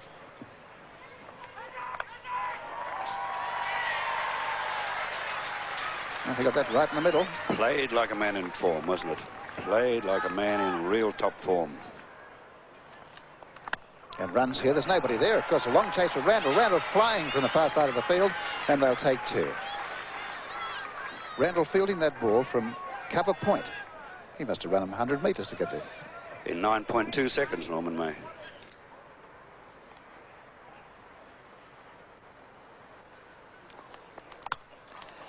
Now, was that a catch? By the reaction, there was a reaction from the players out there. That could be an attempted caught and bowled. It's very hard to tell. He smothered us and possibly a bump ball out. Let's have a look. Yep, straight catch. It's a straight catch. Well, as you rightly said, Norman May, the reaction of the player suggested a catch.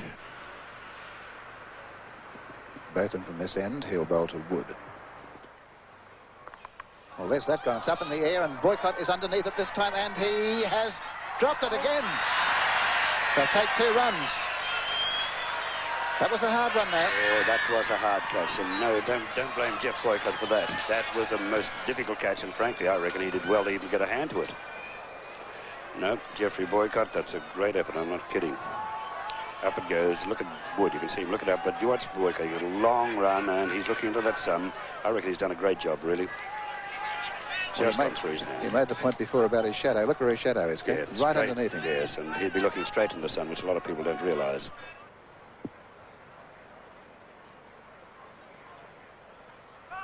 No ball, and again it's out to his court this time. He caught it, no ball.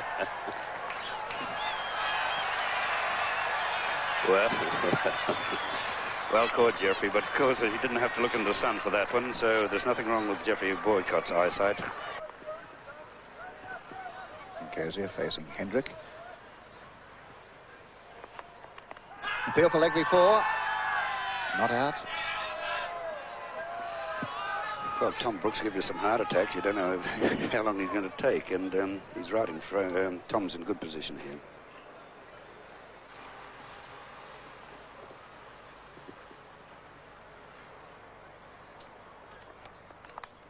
And runs a long chase for Boycott. Boycott's going to run here. He's got to chase it right down to the boundary, and the ball just might reach there. It's going to be close, and Boycott will get it. Yes, he does. They could run 4 if they want to. Now they're quite happy with 3. Now change here, Botham to going to over the wicket to bowl to Cozier. And he's clubbed that over mid-wicket. That's a very powerful shot by Kazia. A shortish ball, and he's made 4 out of that. That was a very well hit. That same little short back punchy shot. He's very powerful, as we mentioned earlier, and that was a fine shot. What's this? And Wood on 37, Botham again coming round the wicket. And that's hooked away in the air, but dropping safe between square leg and deep long leg and goes through for 4. Good shot there by Graham Wood.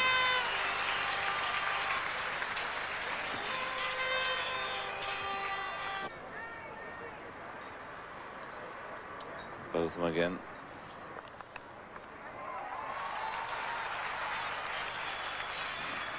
Two fairly easy runs there. Willis is a man down at long leg.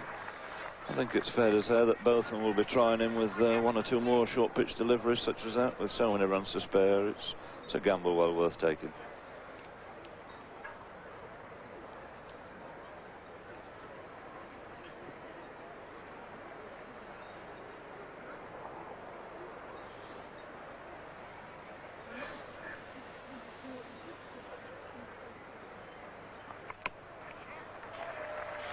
Boycott coming to the action this time on the opposite side of the field. It's pushed quietly away by Wood for 2 runs.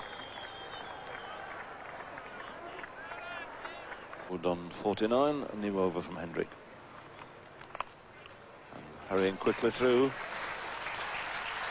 So the smartly taken single by Graham Wood brings him to his first 50 in this series. Good, solid performance, although he's been dropped a couple of times. Hendrick again to Kosier. There's the single that the crowd have been waiting for. That'll bring up the 100 for Australia.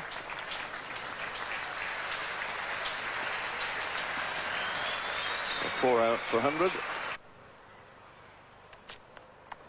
Well, there's 4 runs from a bouncer. I think intentionally played over the top by Kosier. Yes, it's always pretty safe, that one. A high bouncer, if you really go after it on the square or back cut, you've got to be unlucky. Here it is now. You'll see Kosier giving himself room and helping it over the top, I believe. And it's bounced only a couple of times before running into the wicket. Here is from the other angle.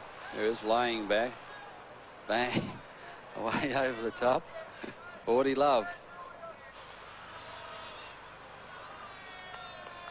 That's a better shot. Long chase for Gower. They'll cross for 2. And they'll be back for 3. There's a good shot from Kosier. Now that might reach the boundary. Running down the hill, and that'll be 4 runs.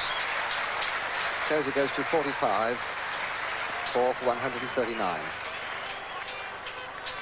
It's a great shot, this Kosier, leaning right into the ball.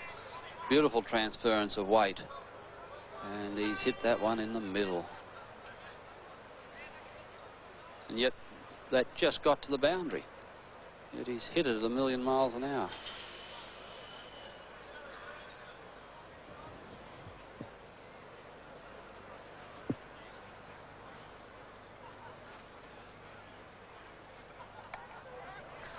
More runs here. It's Willis fielding. And 2 more to Kosier. He is now 47. It's 4 for 141. Playing pretty well, Kosier, if he can just keep it going at this pattern, as long as he doesn't get a rush of blood to that very red head of his.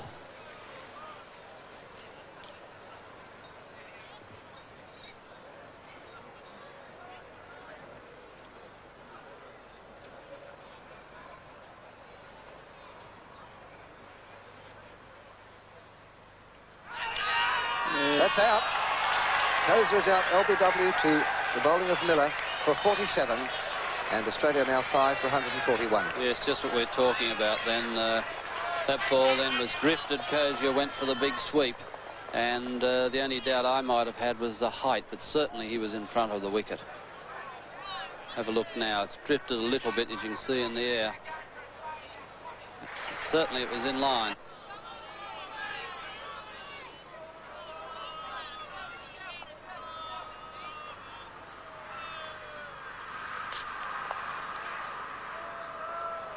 Single there to McLean. He's off the mark with that. And it's 5 for 143. Lever has already taken the wicket. That was the first wicket, in fact, to fall last night when Darling was caught by Boycott, a most unusual dismissal. That's Wood on 64.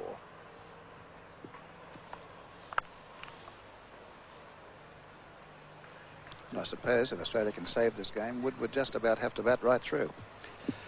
Well, here's the man we want. Of course, he's lived rather dangerously, hasn't he, throughout this match? He's dropped by Brearley before he'd scored, and then Jeff Boycott had one chance he should have held, looking into the sun, a very high sky, trying to hook the ball, and then a little later, a similar shot, but Boycott had to run a long way, and I would not really classify that as a chance. Then to rub it in, Boycott caught him off a no ball. And appeal for caught behind, but not out. Yes, he is again. A long delay by the umpire. Umpire Brooks in his last match delayed that time so long. I have never seen as long a delay as that to give a man out. Well, that is the longest delay I have ever seen. Oh, listen to the applause. Listen to boos. Oh, well. Well, it's quite unanimous. Behind the wicket, all the players, or practically every player went up in unison, but the bowler didn't. And so there, umpire Brooks, the longest delay I could ever recall in giving a man out. And Wood's not happy, but all the boys behind the stumps went up as one. So let's have a look at that. Just watch the appeal from the men behind the wicket.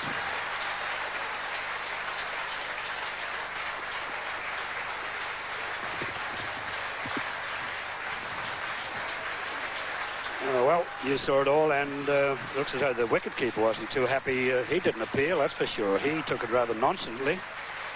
And the longest delay I can ever recall of an umpire giving a batsman out. Here it is again. Well, the ball hasn't deviated one fraction, has it? Straight through to Taylor. It looks as though he's just kind of happy to throw it back, and now he's changed his mind. Miller to McLean.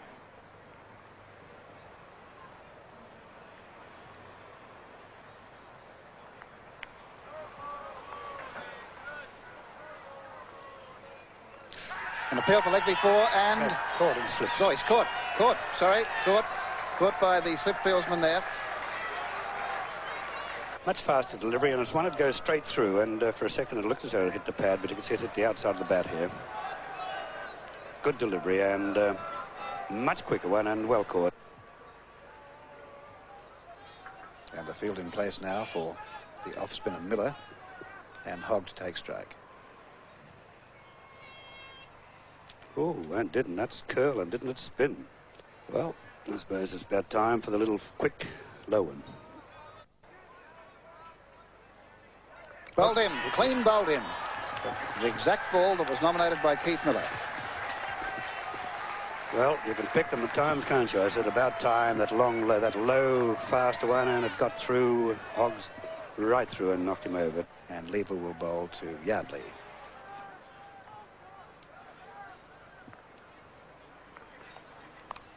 And runs again. There's nobody out there. Chase for Gooch and Gower. Gower and Gooch having a real sprint for this. Watch the two of them come in, but Gower's too fast, and they go back for 3. 150 up for Australia, with Yardley going on to 7.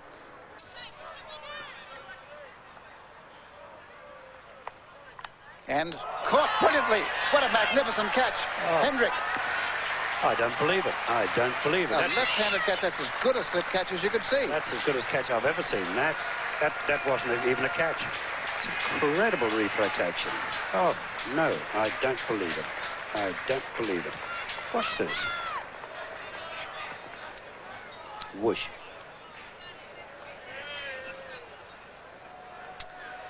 Well, you missed it, but I can assure you that's one of the greatest slip catches I've seen. Did I say Hendrick? That was both of them, wasn't it? Huh? Well, here we are then. Just about, I think, to see the last rights, but it's been a very disappointing batting performance by Australia here this afternoon. Only 3 men into double figures. Well, there's a clout if you've ever seen one. He's taken that right over the mid-wicket area. That would have reached the fence at the back. That was as good a shot as we've seen. And Dimmock goes on to 6, and it's 9 for 160. Bowled. It's all over. Hurst bowled by Lever for 5. Dimmock not out 6, all out for 160, which means that England has won the second test by 167, and Lever finishes with great figures, 4 for 28. What do you see was as the main difference between the two teams? Well, I don't know, really. We struggled through the first day. I think it was as big an achievement as anything, because that was when the conditions were best for bowling, and we had a fair bit of luck and a fair bit of skill. And then we've bowled extremely well. We kept the pressure on the batsmen all the time. Graham, do you think the team, as it is good enough to fight back from 2 tests down in the series? Oh, yes. India did it last year to us, so I can't see any reason why we can't do it to England.